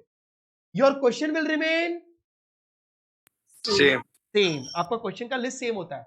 और है ना आप 3-4 एक्सपर्ट्स के पास जाकर चारों से सेम क्वेश्चंस पूछते हो, बराबर, Yes, sir. और चारों के क्वेश्चंस के आंसर्स का कंक्लूजन लेकर आते हो, और जो आंसर मेजॉरिटी का सेम मिला है ना, उसके ऊपर आप डिसीजन ले लेते हो। हेलो, समझ में आया? Yes, sir. बराबर। Now that is what the concept is. तो अब देखो, इसमें ना आपको स्टेप्स याद रखने हैं। डेल्फी मेथड में आप लोग है ना बहुत सारी क्वेश्चनर्स बनाते हो, और उसके ऊपर आप जवाब लेते हो 3-4 एक्सपर्ट से जाकर, और जो मेजॉरिटी के ओपिनियंस मैच करते हैं ना, उसके हिसाब से आप डिसीजन लेकर अपने प्रॉब्लम को सॉल्व कर लेते हो। तो आप देखो मैंने डेल्फी मेथड में क्या लिखा है, सुनना प्लीज। सबसे पहले तो इंट्रोडक्शन है कि ये मेथड इस दुनिया में लाया कौन। जैसे लॉ ऑफ डिमांड कौन लाया? Alfred Marshall. वैसे डेल्फी मेथड कौन लेकर आया? तो Delphi method is developed by Olaf Helmer करके कोई एक बंदा है, और रैंड कॉर्पोरेशन, कंपनी का नाम लग रहा है ना। These are the two people who have developed Delphi method. तो इन्होंने रिसर्च करने का एक मेथड बनाया। जो स्टेप्स इन्होंने लिखे वो वर्ल्ड में बहुत पॉपुलर हुए और बहुत इफेक्टिव भी रहे, इसलिए डेल्फी मेथड हर बिजनेसमैन यूज करना शुरू कर दिया। तो it's one of the best method, बराबर है, to do a demand forecasting. Now तो स्टेप्स क्या है? स्टेप्स है, डेल्फी मेथड में कुछ स्टेप से चला जाता है। तो step 1 is define the problem. आप पहले ये देखो कि आपका टारगेट क्या है, आपकी प्रॉब्लम क्या है, आपको फाइंड क्या करना है। दूसरा क्या है? Frame series of questioners. Hello, आप अपने क्वेश्चन की क्या बनाओ? Questionnaire. लिस्ट बनाओ, और वो लिस्ट सेम रहेगी, चेंज नहीं करेंगे। फिर एक्सपर्ट्स को जाकर पूछो। Experts are asked to provide forecast with reasons, बराबर है। उनके सवाल, आप अपने सवाल लेकर जाओ, उनके जवाब पूछो विद रीजंस। अगर उसने हाँ कहा तो हाँ क्यों कहा, उसके रीजंस क्या, और ना कहा तो उसके रीजंस क्या। Hello,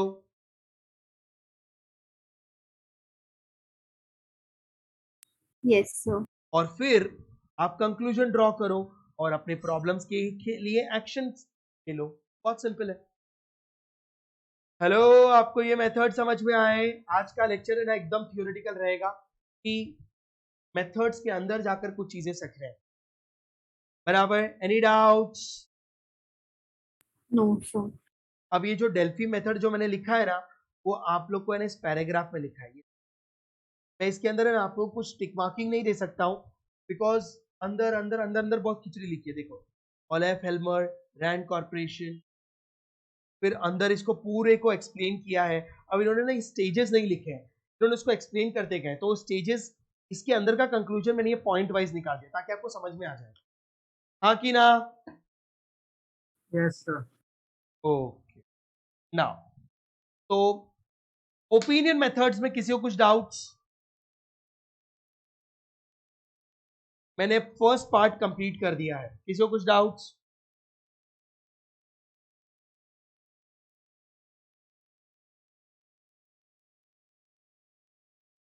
hello, Yes, sir. Doubt है तो पूछ लो।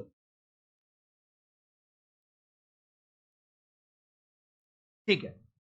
अब है ना सर, आपने इतना सब लिखा है, हमको इतना बता दो, आपने पकाया तो बहुत, but what we have to study in this. तो मैं बताता हूं, एज अ स्टूडेंट मैं क्या पढ़ के जाने वाला हूं।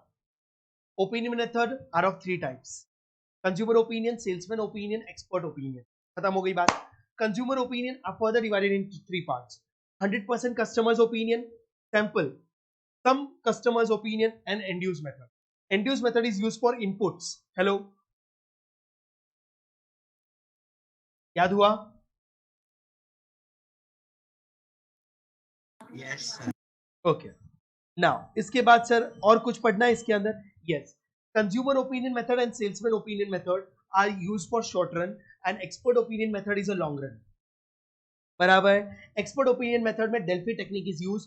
Delphi technique is developed by Olaf Helmer and Rand Corporation, बराबर। There are 4 stages. First, decide the problem, make the list of questionnaires, take the advice of the experts, बराबर है, and draw the conclusion. खत्म हो गया यार, इससे ज्यादा कुछ रिवाइज नहीं करना है, कुछ रट्टा नहीं मारना है। Any doubts? No, sir. Fine, चलो, ओपिनियन मेथड खत्म। नेक्स्ट पार्ट है स्टैटिस्टिकल मेथड। अब स्टैटिस्टिकल मेथड में ट्रेंड प्रोजेक्शन मेथड सुन लो, बहुत सिंपल है, खत्म करते हैं। तो what is this trend projection method? आओ बताओ मैं अंडे का फंडा। पहले ना एक छोटा सा एग्जांपल ले लेते हैं, ये बकवास उसी के ऊपर लिखी गई है। मैं आप ही से क्वेश्चन पूछूंगा, लिसन। आपसे ही मैं एक ट्रेंड एनालिसिस लेने वाला हूं। मैं आपको एक सेल्स का डेटा दे रहा हूं, आप मेरे एक्सपर्ट हैं, बराबर है। मैं ना पिछले 5 साल से बिजनेस कर रहा हूं, 2015, 2016, 2017, 2018, 2019, 1 2 3 4 5। अब मुझे ना आपसे 2020 पे एडवाइस चाहिए। एक काम करते हैं,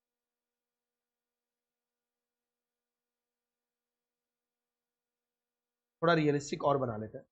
2020, 2021, अभी क्या चल रहा है? 2021 चल रहा है ना? Hello, Yes. Yes, sir.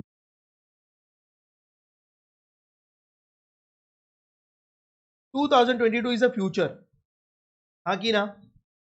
Yes. ठीक है, मैं आपको 5 साल का डेटा दे रहा हूं, सेल्स डेटा।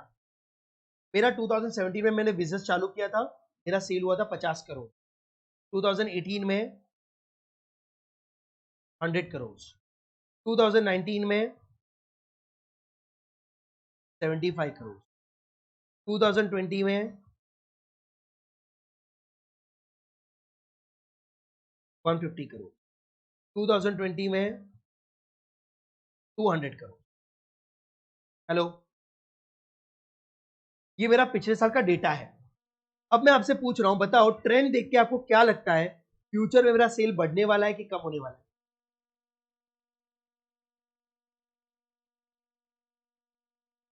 ऐसी ओपिनियन दे दो। Will increase. विल इंक्रीज, बराबर है, क्योंकि 4 बार इंक्रीज ही हुआ है, खाली एक बार डिक्रीज हुआ है। Hello, Yes. Yes. Yes, sir. अच्छा, अब मुझे बता दो, आप बोले इंक्रीज होने वाला है, अच्छा, ट्रेंड ये बता रहा है कि 100 के बाद 150 हुआ, 200 हुआ, कहने से मेरा इस बार सेल 200 करोड़ से ज्यादा होने वाला है। जब आप इंक्रीज कह रहे हो तो 250 करोड़ तक हो सकता है ना? Yes, sir. Yes, तो sir. मैं क्या करूंगा, अगले साल है ना प्रोडक्शन का रिसोर्स इतना जमा करूंगा कि मैं 250 करोड़ का सेल कर। This is called trend analysis. Now this is the name is called trend analysis. अब इसमें उन्होंने क्या कहा है कि आप हमेशा पास से का डेटा लेते हो, 5 साल 10 साल पुराना, और उसको एक एनालिसिस करते हो, उसमें एक पैटर्न चेक करते हो। तो अब पैटर्न कैसा है, और उसको ना ग्राफ पे उतार लेते हो। अब इधर लिखते हो आप सेल्स 50 करोड़, 100 करोड़, 70 सॉरी 150 करोड़, बराबर 200 करोड़, 250 करोड़, और यहाँ पर आप ईयर्स लिखते हो 2017, 2018, और फिर ना आप ऐसा लिखते हो कि यार पहले 50 करोड़ था, फिर 100 करोड़ था, फिर 75 करोड़ हो गया, मतलब नीचे आ गया, फिर उसके बाद में 150 गया, फिर 200 गया। तो आपको ये ट्रेंड मिला कि नहीं? Yes, sir. बराबर है। अब आप बोलते हो सर 2021-22 में बढ़ने वाला है, तो आप ये सोचते हो अच्छा ग्राफ तो ऊपर ही जा रहा है, तो हाँ इसका तो सेल बढ़ने वाला है यार। This is called trend analysis. तो trend analysis method is a statistical method, क्योंकि इसमें बहुत सारा डेटा यूज कर, numbers. Hello,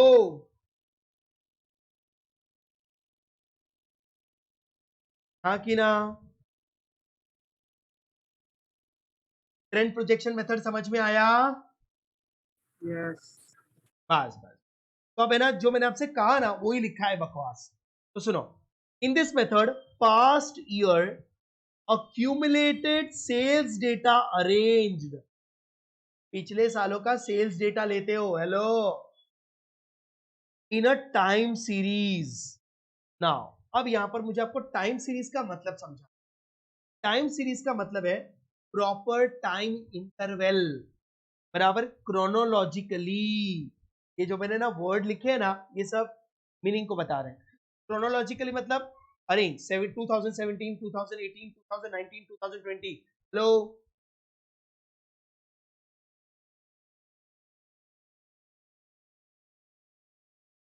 Yes, sir.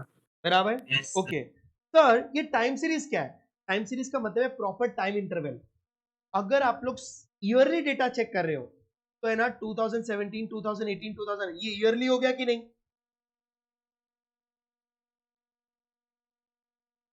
Yes, sir. हाँ, कुछ लोग को मंथली डेटा चाहिए, जनवरी, फरवरी, मार्च, तो है ना उन्होंने लिखा है कि अगर आपको ट्रेंड एनालिसिस करनी है ना तो दो डेटा के बीच में का जो टाइम है ना वो सेम होना चाहिए, उसे कहते हैं टाइम सीरीज। मतलब जैन के बाद फेब ही होना चाहिए, सीधा मार्च मत ले लो, मार्च के बाद सीधा है ना जून मत ले लो। अगर आपको मंथली डेटा का ट्रेंड एनालिसिस करना है तो जैन, फेब, मार्च, अप्रैल, एक एक महीने का गैप होना चाहिए। दो डेटा के बीच में का गैप का टाइमिंग का गैप कम ज्यादा नहीं होना चाहिए। हेलो, नहीं तो आपको बराबर ट्रेंड एनालिसिस नहीं मिलेगा। Any doubts? No, sir. Yes. अब उन्होंने आगे क्या लिखा है कि आप लोग है ना पास का डेटा को ट्रेंड एनालिसिस करते हो, the trend of time series represent the past pattern. तो what is this pattern? Pattern मत का मतलब है आपको एक पैटर्न दिखता है कि सेल बढ़ रहा है कि सेल कम हो रहा है. कम हो रहा है। आपने को मैंने भी आपको जो एग्जांपल दिया उसमें आपको पैटर्न इंक्रीज का दिखा कि डिक्रीज का दिखा? इंक्रीज का, बराबर है। उसे एक पैटर्न कहते हैं। जब आप सारे डेटा को एक टेबल में लिखोगे तो आपको एक पैटर्न नजर आएगा, बराबर। तो उन्होंने लिखा है कि the trend of time series represent the pattern, बराबर, of effective demand and on the basis of this pattern future demand is predicted. अब आपको ट्रेंड पैटर्न बढ़ता हुआ दिखेगा तो आप लोग फ्यूचर में डिफाइन कर सकते हो कि हाँ फ्यूचर में डिमांड बढ़ने वाली है। और अगर गिरता हुआ ट्रेंड दिख रहा है तो आप ये डिसाइड करोगे हाँ यार अगले साल सेल और गिरेगी. गिरेगी। बताओ, ट्रेंड एनालिसिस का मीनिंग समझ में आ गया? Yes, sir. बराबर। अब देखो, ट्रेंड एनालिसिस दो तरीके से किए जा सकते हैं। एक ग्राफिकल मेथड, अंदर का गारंटी देता हूं अंदर का कुछ कचरा नहीं पूछने वाले वो लोग, बराबर है। एक क्वेश्चन वो लोग पूछ सकते हैं, नहीं दो एमसीक्यू वो मैं आपसे आज ही पूछ लूंगा। सुनो, अब इसमें क्या लिखा है, it's a very simple method. Okay, now इसमें आप लोग क्या करोगे, ग्राफिकल मेथड है। आप एक ग्राफ पेपर लोगे, सारे ट्रेंड्स को डॉट्स बनाओगे और फिर उसको एक प्लॉट करोगे। तो देखो वही लिखा है, time series data is plotted on a graph and free hand curve is plotted. Free hand curve मतलब डॉट्स को क्या करोगे आप, कनेक्ट ज्वाइन करोगे, कनेक्ट करोगे, वो फ्री हैंड हो गया। This direction of curve shows the trend, और जो डायरेक्शन देखेगा अपवर्ड कर्व है कि डाउनवर्ड कर्व है उसके हिसाब से डिमांड फोरकास्टिंग कर लेना। हेलो, यस ना सर आप लोग को ग्राफ भी बना के दिखा दो। नॉट वेरी रिलेबल, ये जो ट्रेंड एनालिसिस है ना ये ज्यादा रिलेबल नहीं है। सर क्यों नहीं है, इसके ऊपर एक कमेंट है कि आप लोग पास्ट के ट्रेंड को देखकर फ्यूचर प्रेडिक्ट कर रहे हो, बराबर है। तो ये ज्यादा रिलेबल मत रहना, क्योंकि पास्ट के कुछ फीचर्स, कुछ ट्रेंड हो सकता है फ्यूचर में बदल जाए, वो तो आइटम नहीं देना पड़ेगा। हाँ कि ना? Yes. बराबर, हो सकता है कस्टमर के प्रेफरेंस पहले कुछ और थे, अब कंज्यूमर का प्रेफरेंस कुछ और हो जाए. और हो गया है, बराबर है। This is what the concept is. Any doubts?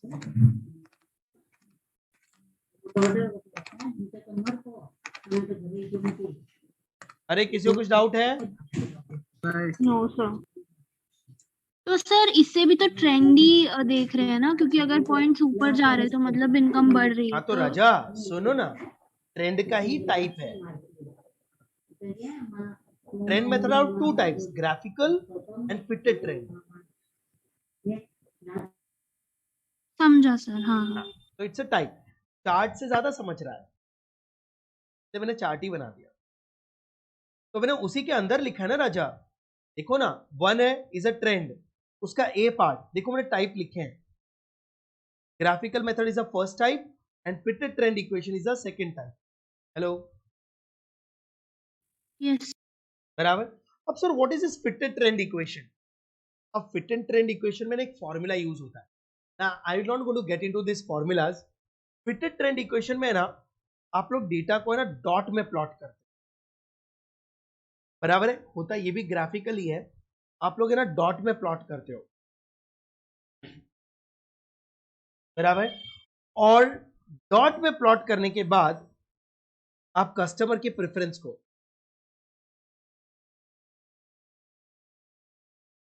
Let's take an example. आओ,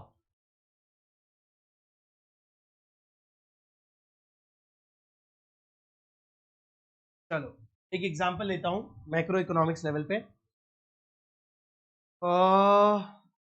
बीपीएल ये गवर्नमेंट कैसे डिसाइड करता है? बीपीएल मतलब below poverty line.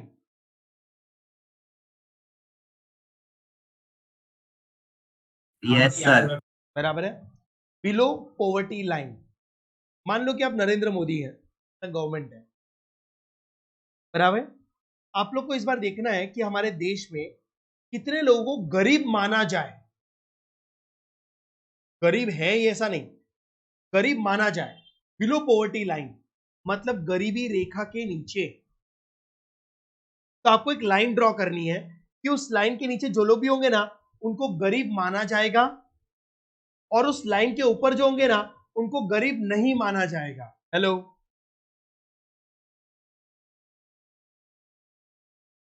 That is called below poverty line. एक लाइन ड्रॉ करेंगे, उस लाइन के नीचे जो लोग हैं they are called below poverty, और उस लाइन के ऊपर है they are not called poor. समझ में आया? Yes, sir. यस। अब गवर्नमेंट कैसे डिसाइड करता है? तो हमारे इंडिया में जो डेफिनेशन बना है ना वो कैलोरीज पे बना है, कैलोरीज और पॉपुलेशन, बराबर।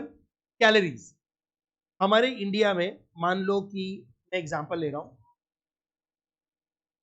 1000 कैलोरी नहीं लेते। सुनना, ये डेफिनेशंस बनते कैसे हैं। ऐसे एक एग्जांपल ले रहा हूं, 500 calories, 1000 calories, 1500 calories, 2000 calories, 2500 calories. Hello, ये कैलोरीज है और ये पब्लिक है। अब पब्लिक तो करोड़ों में है। Yes. Yes, sir. अब वो लोग क्या करेंगे, इसका एनालिसिस करेंगे। तो ऐसे कैसे एनालिसिस करेंगे बताता हूं। अब है ना, गवर्नमेंट जब एनालिसिस करती है ना तो 100% पॉपुलेशन के पास पहुंचती है, पॉपुलेशन सेंसस। तो है ना, गवर्नमेंट देखेगी कि कितने लोग हिंदुस्तान में हैं जिसको रोज का 500 कैलोरीज के नीचे खाने को मिलता है। कैलोरीज मतलब food. Yes, sir. Hello hello, Yes, sir. Calories मतलब फूड। अब बोलोगे ना ऐसा कैलोरीज का ना ऐसा डॉट्स ही डॉट्स बनाते रहेंगे, ये पब्लिक इतना सारा रेस्पॉन्स, ये कुछ को नीचे जा रहा है, कुछ को ऊपर जा रहा है, ऐसा करके उनको वो लोग डॉट्स बनाएंगे, बराबर है। अब है ना, गवर्नमेंट है ना एक लाइन ड्रॉ करेगी इन सारे डॉट्स पे कि है ना कितने लोगों को गरीब माने और कितने लोगों को गरीब ना माने। बराबर। तो गवर्नमेंट है ना एक प्रेडिक्टेड लाइन बनाती है, तो बिलो पॉवर्टी लाइन क्या है। अब जो इनके नीचे आ गए ना वो सब गरीब माने जाएंगे और ऊपर को बोलेंगे अबव पॉवर्टी लाइन। अब ऐसे डिफरेंट डिफरेंट एनालिसिस होते हैं। हेलो, अब मान लो इन्होंने 130 करोड़ का कैलोरीज चेक किया सारी पॉपुलेशन का, तो बिलो पॉवर्टी लाइन में आ गए 40 करोड़ लोग और अबव पॉवर्टी लाइन में आ गए कितने बच गए भाई, 90 करोड़ लोग। तो इंडिया में एक डेटा रिलीज होगा, हमारे इंडिया में 40 crore people are below poverty line, गरीबी रेखा के नीचे, जिनके खाने के भी वांदे हैं। समझ में आया? Hello, yes sir. हाँ, इस मेथड को कहते हैं fitting trend equation method. Fitting trend equation. अब इसमें उन लोग के कुछ क्राइटेरियाज होते हैं, कुछ फॉर्मूलाज होते हैं, वो स्टैटिस्टिशियंस ही करते हैं, बराबर है, हम उसमें नहीं जाएंगे। Now it is bit simple and less expensive. This method is used to find a trend line which best fit in available data. तो ये predicted line मैंने एक ऐसे डायग्राम बना के रखा है. This method is fairly reliable. अरे fitted trend equation समझ में आया? Yes, sir. हाँ, अब है ना इसके अंदर जो इस मीनिंग को समझाया है ना, आई गारंटी इस मीनिंग के ऊपर कभी कोई एमसीक्यू बन नहीं पाएगा. ये मैंने बहुत चेक कर लिया. No MCQs is possible. बराबर. तो खाली ये लोग नाम का मीनिंग बना सकते हैं. Fitted trend equation is a part of which method. तो it's a trend projection method. अंदर का मीनिंग नहीं पूछेंगे. Okay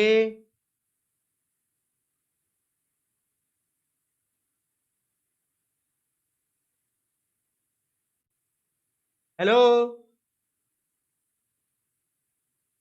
any doubts?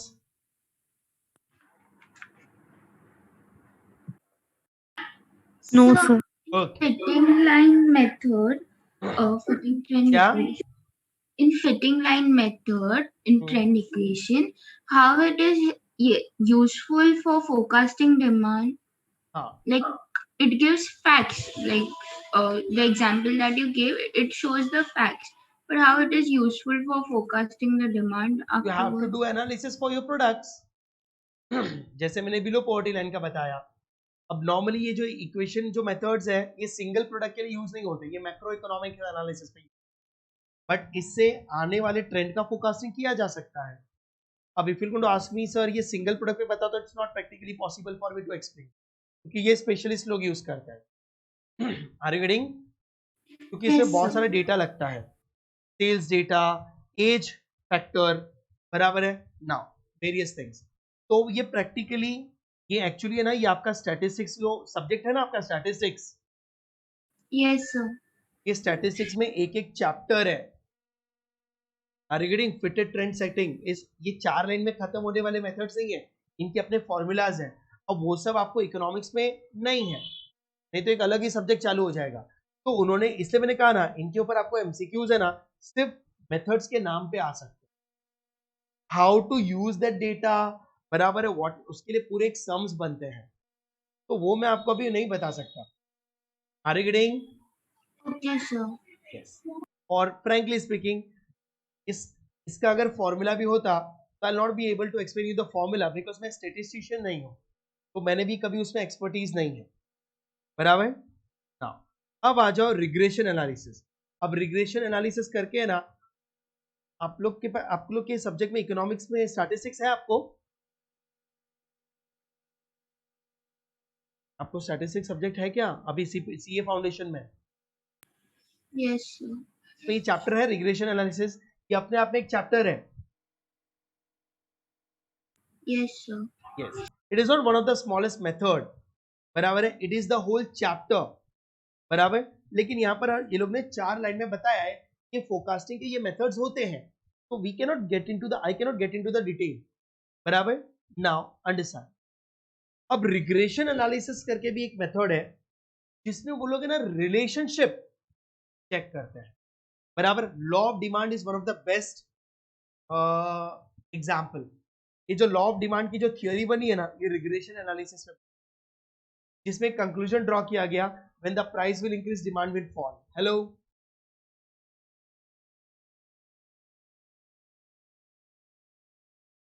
Yes, sir. Yes. तो रिग्रेशन एनालिसिस पे बहुत सारे कंक्लूजन ड्रॉ किए गए और बहुत सारी थ्योरियां बनी है. तो देखो इन्होंने क्या लिखा. इन this method relationship between 2 variables is established. तो लॉ ऑफ डिमांड में 2 ही वेरिएबल्स को कंसीडर किया गया, price and demand. Law of supply में 2 ही वेरिएबल्स कंसीडर किए गए, प्राइस एंड सप्लाई. और उनके बीच में एक रिलेशनशिप सेट किया गया. तब तो थियरी बनी कि price and supply have direct relationship, price and demand have inverse relation. Yes. वो सारी चीजें रिग्रेशन एनालिसिस से निकल कर आई हैं. रिग्रेशन एनालिसिस में हमेशा 2 वेरिएबल्स का रिलेशनशिप सेट किया जाता है. वो 2 वेरिएबल्स में से एक डिपेंडेंट वेरिएबल होता है और एक Independent. इंडिपेंडेंट। तो one is dependent variable, another one is independent variable. Example के तौर पे मैंने लिखा है प्राइस और डिपेंडेंट वेरिएबल डिमांड, लेकिन वो तो लॉ ऑफ डिमांड था, लेकिन आपने अदर फैक्टर्स भी पढ़ा, उसमें अनदर फैक्टर में इनकम भी पकड़ रहे थे कि नहीं, इनकम का डिमांड के साथ relationship. Hello, Yes, sir. Yes, sir. तो देखो, अगर आपको इनकम चाहिए तो डिपेंडेंट वेरिएबल इज इनकम, आप इनकम का डिमांड के साथ रिलेशनशिप चेक कर लो। Any doubts? No, sir. अब रिग्रेशन एनालिसिस का एक फॉर्मूला है, वो फॉर्मूला आपको याद रखना है। ये फॉर्मूला कैसे बना, ये आप स्टैटिस्टिक्स के प्रोफेसर को पूछो, मुझे प्लीज मत पूछना, I will not be able to give you, बराबर है, the answer y is equal to a plus B x. अब इसमें जो y है वो डिपेंडेंट वेरिएबल है। ए सॉरी, मैंने इसमें गलत थ्योरी लिख दी, सॉरी सर, उल्टा लिख दिया। इंडिपेंडेंट वेरिएबल,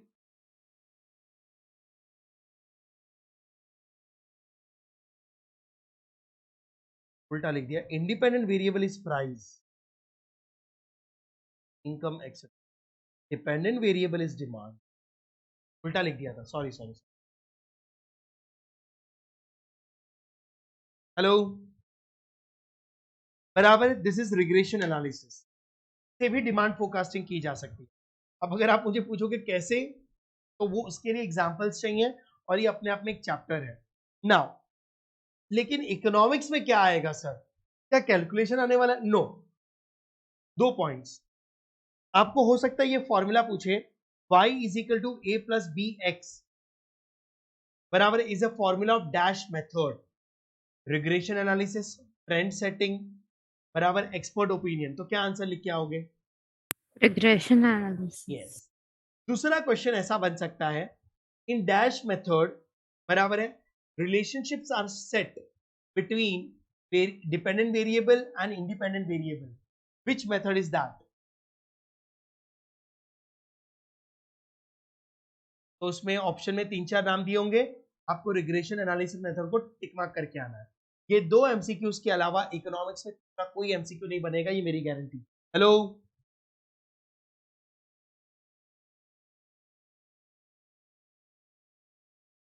ओके गाइस, जल्दी बोलो यार। Yes, sir. Okay, regression analysis के बाद बैरोमेट्रिक मेथड, बराबर, barometric method one of the scientific method, one of the scientific method. Statisticians data use होता है इसके अंदर, लेकिन it is one of the scientific method, इसमें साइंस यूज होता है, बराबर। नाउ अंडरस्टैंड, सबसे पहले तो, और इस मेथड को बहुत सारे साइंटिफिक यूज भी हैं, लेकिन डिमांड फोरकास्टिंग मेथड के लिए भी यूज किया जाता है। You know what is baro?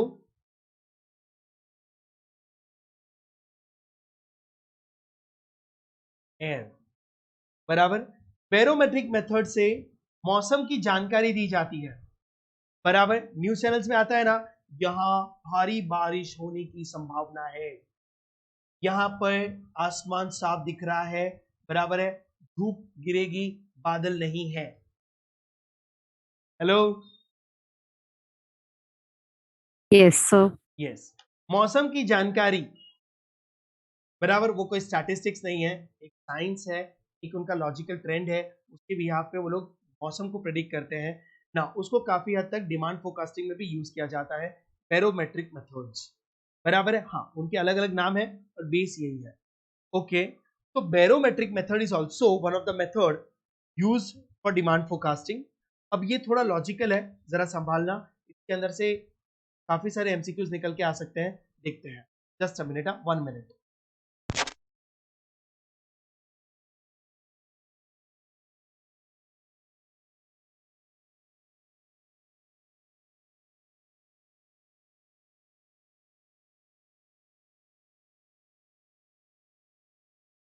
Okay, now listen.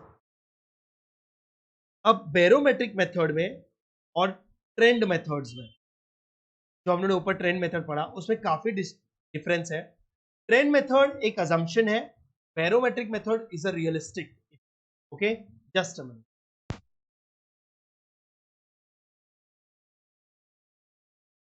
Okay, अब देखो इसमें क्या लिखा है. Understand? Events of present is used to predict the future demand. अब पहले ना मैं आपको दोनों का डिस्टिंग्विश समझा देता हूं कि बाद में आपको इसका इंपॉर्टेंस समझ में आए. Now understand.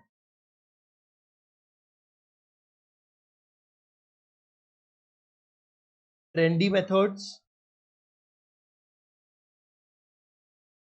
and barometric method. बराबर. What is the difference? तो सुनो, तो आपको है ना इसका इंपॉर्टेंस रियलाइज होगा. उसके बाद में जो मैंने लिखा है वो फटाफट पढ़ लेंगे. ट्रेंड मेथड्स में पास्ट डेटा इज यूज. हाँ कि ना, पिछले साल का सेल्स डेटा यूज करते हो आप लोग. Yes, sir. To forecast demand. लेकिन बैरोमेट्रिक मेथड में ना पास्ट डेटा नहीं, प्रेजेंट इवेंट्स. इवेंट्स का मतलब सिचुएशंस. इवेंट्स का मतलब Situations. Present events are used to forecast demand. ये सबसे पहला डिफरेंस. बराबर. प्रेजेंट इवेंट, पास्ट डेटा, ये पहला difference. Second, trend methods are less reliable because based on lot of assumptions. बराबर. लेकिन बैरोमेट्रिक मेथड पास्ट डेटा पे कि प्रेजेंट सिनेरियोस पे है. Present scenarios. Yes, more scientific and realistic. जब वर्ड साइंटिफिक यूज करते तो रियलिस्टिक वर्ड अपने आप आता है. साइंस कभी भी असम्पशन पे नहीं होता. हेलो,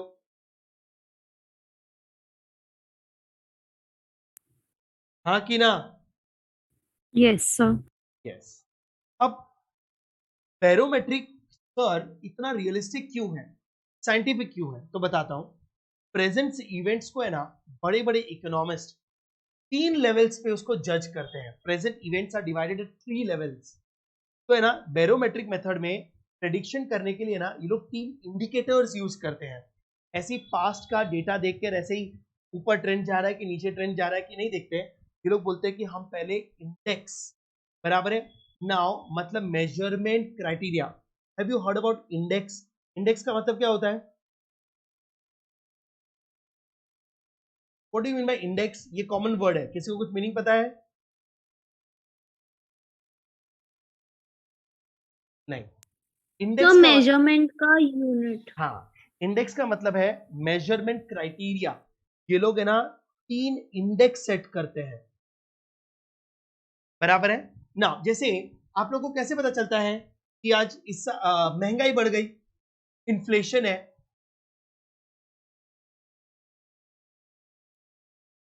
गवर्नमेंट ने इन्फ्लेशन को मापने का एक लेवल सेट करके रखा है, उसे कहते हैं इंडेक्स. उसे कहते हैं कंज्यूमर प्राइस इंडेक्स, सीपीआई. बराबर है. अच्छा अच्छा अच्छा, ये एक छोड़ो. आप लोग शेयर मार्केट जानते हो थोड़ा बहुत? Yes, sir. Yes, sir. अच्छा, नहीं भी जानते होंगे. आज शेयर मार्केट बढ़ गया, आज शेयर मार्केट गिर गया, कैसे कंक्लूजन Yes, ड्रॉ sir. करते हैं लोग? ऊपर नीचे. इंडेक्स से. हमारे इंडिया में शेयर मार्केट में 2 इंडेक्स बने हैं, बीएससी, एनएससी. Yes, sir. ये इंडेक्स है. मतलब ये इतना लॉजिकल है कि इंडेक्स बताता है कि डिमांड क्या बनेगी. बराबर है. डिमांड कैसे फोरकास्ट होगा. तो बैरोमेट्रिक मेथड है ना ऐसी अजम्पशंस पे नहीं है, बहुत ही साइंटिफिक है. इसमें ये लिखा गया है कि बैरोमेट्रिक मेथड में पहले हमेशा 3 लेवल पे इंडेक्स सेट होते हैं, मतलब क्राइटेरिया. अब ये थोड़े प्रैक्टिकल है, बट मैं आपको थोड़ा सा प्रैक्टिकली समझाने की कोशिश कर रहा हूं. नाउ तो देखो क्या लिखा है. Now understand. Events of present is used. Present events are used to predict future demands. आपको मीनिंग समझ में आया? Yes, sir. Okay, second point सुनना. In this method index of relevant indicators is constructed. मैं खाली इंपॉर्टेंट पॉइंट लेकर आया हूं, जरा सुनना, ठीक है? नहीं तो ये मेथड्स ना, वो लोग कह रहे हैं बैरोमेट्रिक मेथड में कभी भी कोई भी चीज का प्रोडक्शन या कोई भी प्रॉब्लम को सॉल्व करना है या फ्यूचर को प्रेडिक्ट करने के लिए वो हमेशा पहले इंडेक्स क्रिएट करते हैं, मतलब मेजरमेंट लेवल सेट करते हैं. उसके बिना वो प्रेडिक्शन कभी नहीं करते. तो इंडेक्स मतलब of relevant indicators is constructed, पहले वो इंडेक्स सेट करते हैं एंड फिर प्रेडिक्शन कैसे करते हैं, फिर उस इंडेक्स में जो मूवमेंट्स आते हैं, hello, ups and Down. Down, जो मूवमेंट्स आते हैं उस मूवमेंट्स के बेसिस पे वो लोग डिमांड को फोरकास्ट करते हैं. And movement in these indicators are used to forecast the future demands. मतलब समझ में आया? मैंने क्या लिखा उसका मीनिंग समझ में आया?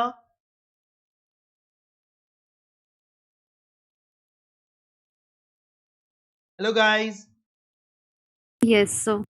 Okay, I'm sorry friends, I'm again and again drinking water because I'm taking lectures 8 hours, 9 hours, so my throat is paining, that's why I need some liquid. Okay, now तो अब देखो बैरोमेट्रिक मेथड में मैंने 2 point क्या लिखे हैं, सुन लेना बराबर एमसीक्यूज के लिए.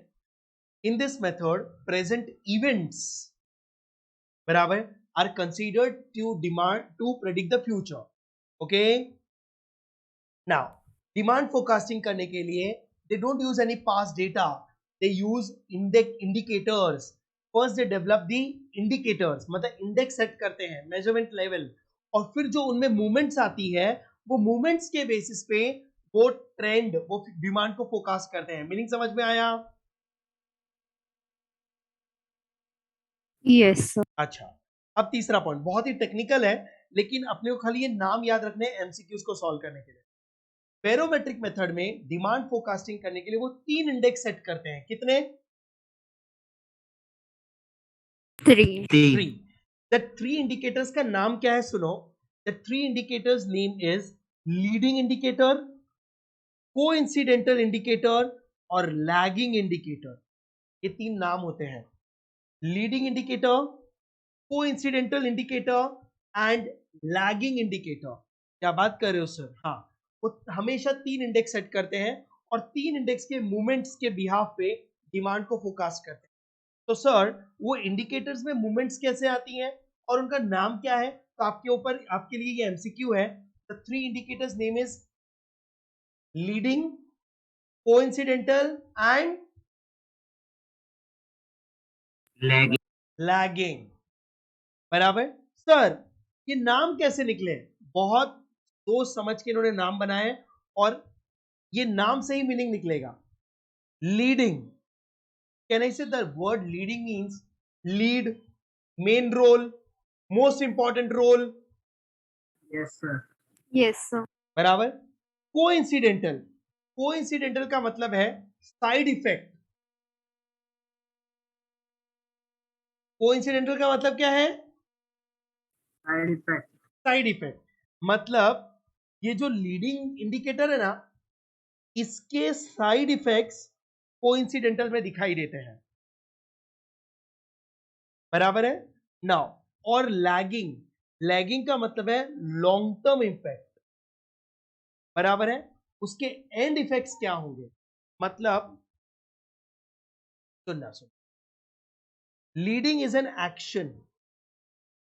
मैं नीचे लिख रहा हूं, आपके लिए डब्बा खाली छोड़ा. उस एक्शन का इमीडिएट इफेक्ट क्या आता है?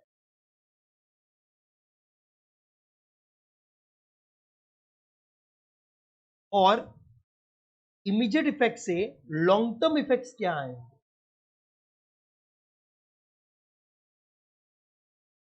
सर लैगिंग, कोइंसिडेंटल का मतलब side effects, Side yes, effect. Action के इफेक्ट्स. और सर लैगिंग का मतलब लैग मतलब टाइम लैग बोलते हैं ना. What do you mean by time lag? Some time intervals. After gap, long term effects. Time lag मतलब लॉन्ग टर्म, एक लंबे टाइम के गैप के बाद उसके साइड इफेक्ट्स क्या होंगे? हेलो, इसने उसको नाम क्या दिया? Lagging. Hello,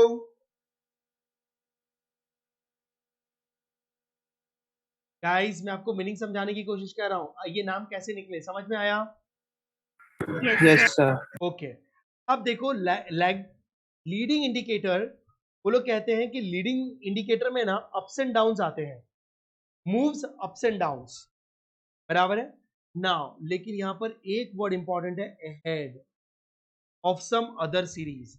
leading indicator is the main reason, बराबर है, जो ट्रेंड सेट करने की कोशिश करता है। इट्स एन एक्शन, बराबर। और उसकी वजह से जब लीडिंग इंडिकेटर में अप्स एंड डाउन्स आते हैं ना, उसकी वजह से कोइंसिडेंटल में भी अप्स एंड डाउन्स आते हैं, moves ups and downs simultaneously with the level of economic activity. मतलब लीडिंग इंडिकेटर्स में जब अप्स एंड डाउन्स आते हैं, उसी के साथ साथ कोइंसिडेंटल इंडिकेटर्स में भी अप्स एंड डाउन्स आते हैं। ऑफ कोर्स जो आपने एक्शन लिया है उसके साइड इफेक्ट्स दिखाई देते हैं, तो कोइंसिडेंटल में भी इंडेक्स में भी अप्स एंड डाउन्स आने लग जाते हैं। Hello,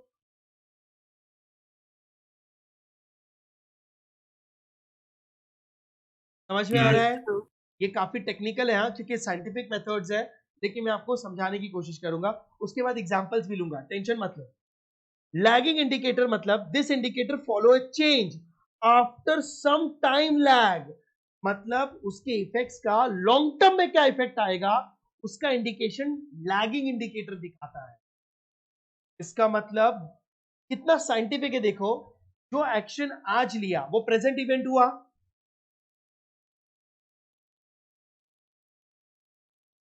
yes yes sir. Action present में लिया, अब उसके इमीडिएट साइड इफेक्ट्स कोइंसिडेंटल दिखाएगा, और लॉन्ग टर्म साइड इफेक्ट्स मतलब can be positive can be negative, positive effects भी और नेगेटिव इफेक्ट्स भी। अरे भाई साइड इफेक्ट को हमेशा नेगेटिव मत लो, उसके long term side effects lagging दिखाएगा और इमीडिएट साइड इफेक्ट्स कोइंसिडेंटल दिखाएगा। Any doubts?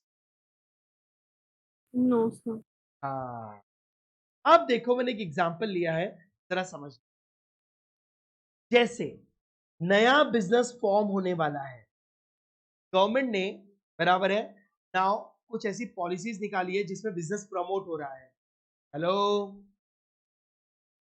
तो बिजनेस sir. प्रमोट होना, नए बिजनेस सेटअप होना is an action. Yes. Hello,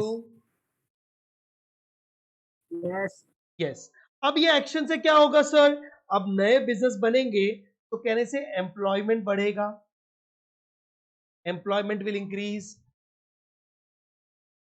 yes sir. Yes, अब आप लोग इसको एम्प्लॉयमेंट इंक्रीज बोल सकते हो, नेगेटिव, बराबर आप ऐसे बोल सकते हो अनएम्प्लॉयमेंट कम हो जाएंगे। तो ये है कोइंसिडेंटल इंडिकेटर। अब सुनो, जब एम्प्लॉयमेंट बढ़ेगा तो इमीडिएट इफेक्ट एक और आएगा, इनकम बढ़ेगी।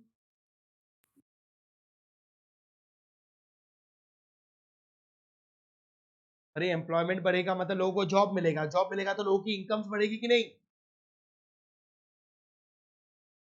यस सर, बढ़ जाएगी। अब जब इनकम बढ़ेगी तो लॉन्ग टर्म इफेक्ट क्या आएगा? लॉन्ग टर्म इफेक्ट आएगा कि डिमांड्स विल इंक्रीज।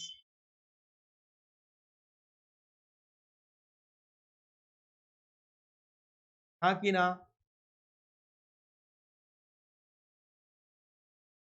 समझा? Yes, sir. Yes sir. Okay, अब देखो आगे एक और एग्जांपल लेता हूं, नया example. New building permits, government ने, बराबर, सिटीज में नई नई जो एरिया अनकवर्ड था, जंगल था, बराबर है, जहां पे अभी तक रेसिडेंशियल का परमिट नहीं था, अब गवर्नमेंट ने बोला है अब उस एरिया में भी, मुंबई में पॉपुलेशन बढ़ रहा है, एक काम करो वो जगह पे भी रेसिडेंशियल बिल्डिंग बनाना शुरू करो। न्यू बिल्डिंग परमिट्स, नई बिल्डिंग बनाने की परमिशन मिल गई।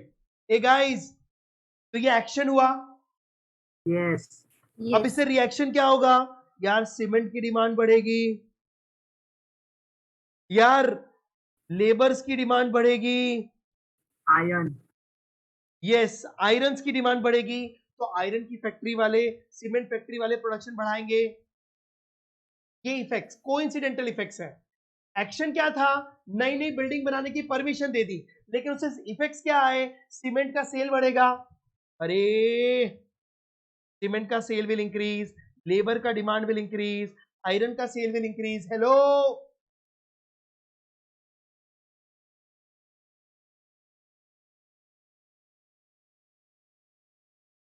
हाँ कि ना? Yes, sir. अच्छा, सिर्फ इतना ही नहीं, जब नई नई बिल्डिंग्स बनेंगी, बराबर है, तो लोन्स की भी डिमांड बढ़ेगी. पर लोन्स की डिमांड क्यों बढ़ेगी? आप लोग घर खरीदोगे, अब मेरे पास तो पैसा है भी नहीं, तो क्या करूंगा? लोन. लोन्स लेने जाऊंगा, लोन्स भी मिलेंगे, हाँ कि ना? अब लोन्स जब मिलेंगे तो लॉन्ग टर्म इफेक्ट क्या आएगा टाइम लैगिंग में?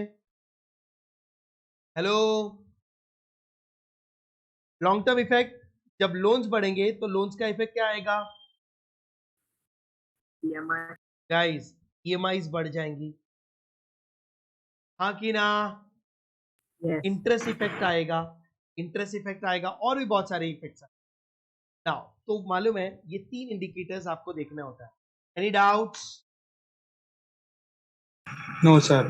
नाउ अब है ना सर, ये बैरोमेट्रिक मेथड में इतना प्रैक्टिकल अप्रोच होगा, सर पूछने क्या वाले हैं बताता हूं. बैरोमेट्रिक मेथड में आपको इंडिकेटर्स के नाम पूछे जा सकते हैं. लीडिंग, कोइंसिडेंटल एंड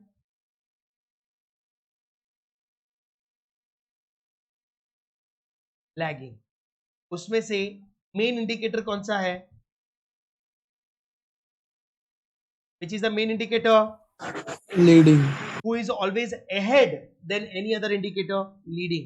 ahead, देखो मैंने ahead वर्ड को हाईलाइट किया है, बराबर है. अच्छा, which indicators indicate the immediate effect of leading indicator?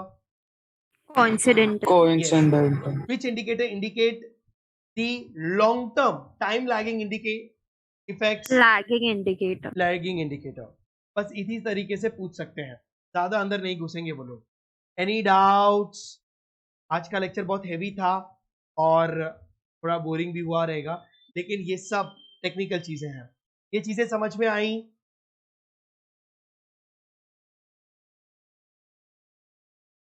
Yes. By this, demand forecasting method is over. Oh, finally.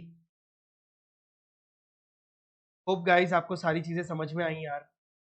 अच्छा, मुझे एक पॉइंट लिखना है वहां, जो मैं नहीं तो मेरा नोट्स हाफ रह जाएगा. और ये जो मैंने आपको डिस्टिंग्विश बना के दिया ना, ये मैंने अपनी मर्जी से नहीं बनाया, आपके नोट्स में है. क्या बात कर रहे हो? आओ मैं बताऊं, इधर आओ. देखो मैंने आपको है ना इस बार इन सब चीजों में हाईलाइट नहीं क्यों नहीं किया है, कि हाईलाइट करने जैसा है ही नहीं. सब सीधी सीधी लाइन में नहीं है, कुछ इधर है कुछ इधर है. आओ देखो, ये डिस्टिंग्विश इसी के अंदर लिखा है. देखो, the various method suggested till now, the various method suggested till now मतलब ऊपर वाले methods. Yes sir. Are related with the product concern, बराबर. दीज मेथड्स मतलब ऊपर दिए गए methods are based on past experience and try to project the past into the future. मतलब past data के बेसिस पे वो फ्यूचर को प्रेडिक्ट कर रहे हैं, तो ट्रेंड एनालिसिस वगैरह बोलेंगे.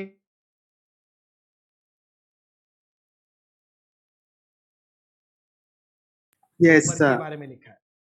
सच प्रोजेक्शन इज नॉट इफेक्टिव, तो मैंने भी लिख दिया. Past data is used to forecast demand, less reliable. अरे हेलो, अब ये जो पहले 3 लाइन है ना, बैरोमेट्रिक के बारे में कुछ नहीं लिखा. अग्री? Yes sir. अब ऊपर दिए गए मेथड्स की थोड़ी सी बुराई की है, तो क्या बात करो. हाउ? देखो, as mentioned above the projection trend. अब इन्होंने प्रोजेक्शन ट्रेंड के बारे में कहा है, तो मैंने ऊपर हेडिंग लिख दिया कि नहीं? Yes. cannot indicate the turning points from slump to recovery or from boom to recession. ये मैं यहां लिखता हूं. नाउ थोड़ी इजी लैंग्वेज में, these methods, sorry,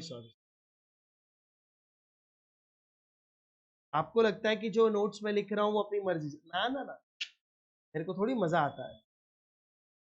this method can not realize turning point. So what is this turning points? Boom, recovery, recession, बराबर slack, बराबर time of economy. और वो लोग कह रहे हैं ट्रेंड एनालिसिस में ना इकोनॉमिक्स में बहुत सारे अप्स एंड डाउन्स आते हैं ऐसे. इसे इकोनॉमिक साइकिल कहते हैं. आपके इकोनॉमिक्स में पूरा चैप्टर है बिजनेस साइकिल. ये बिजनेस साइकिल है. इसे कहते हैं टॉप पीरियड, बूम पीरियड. इसे कहते हैं slack, recession, the worst situation. वो कहते हैं ट्रेंड एनालिसिस है ना, ये जो टर्निंग पॉइंट है ना इकोनॉमिक्स में, ये कभी पता नहीं चल सकते. हेलो,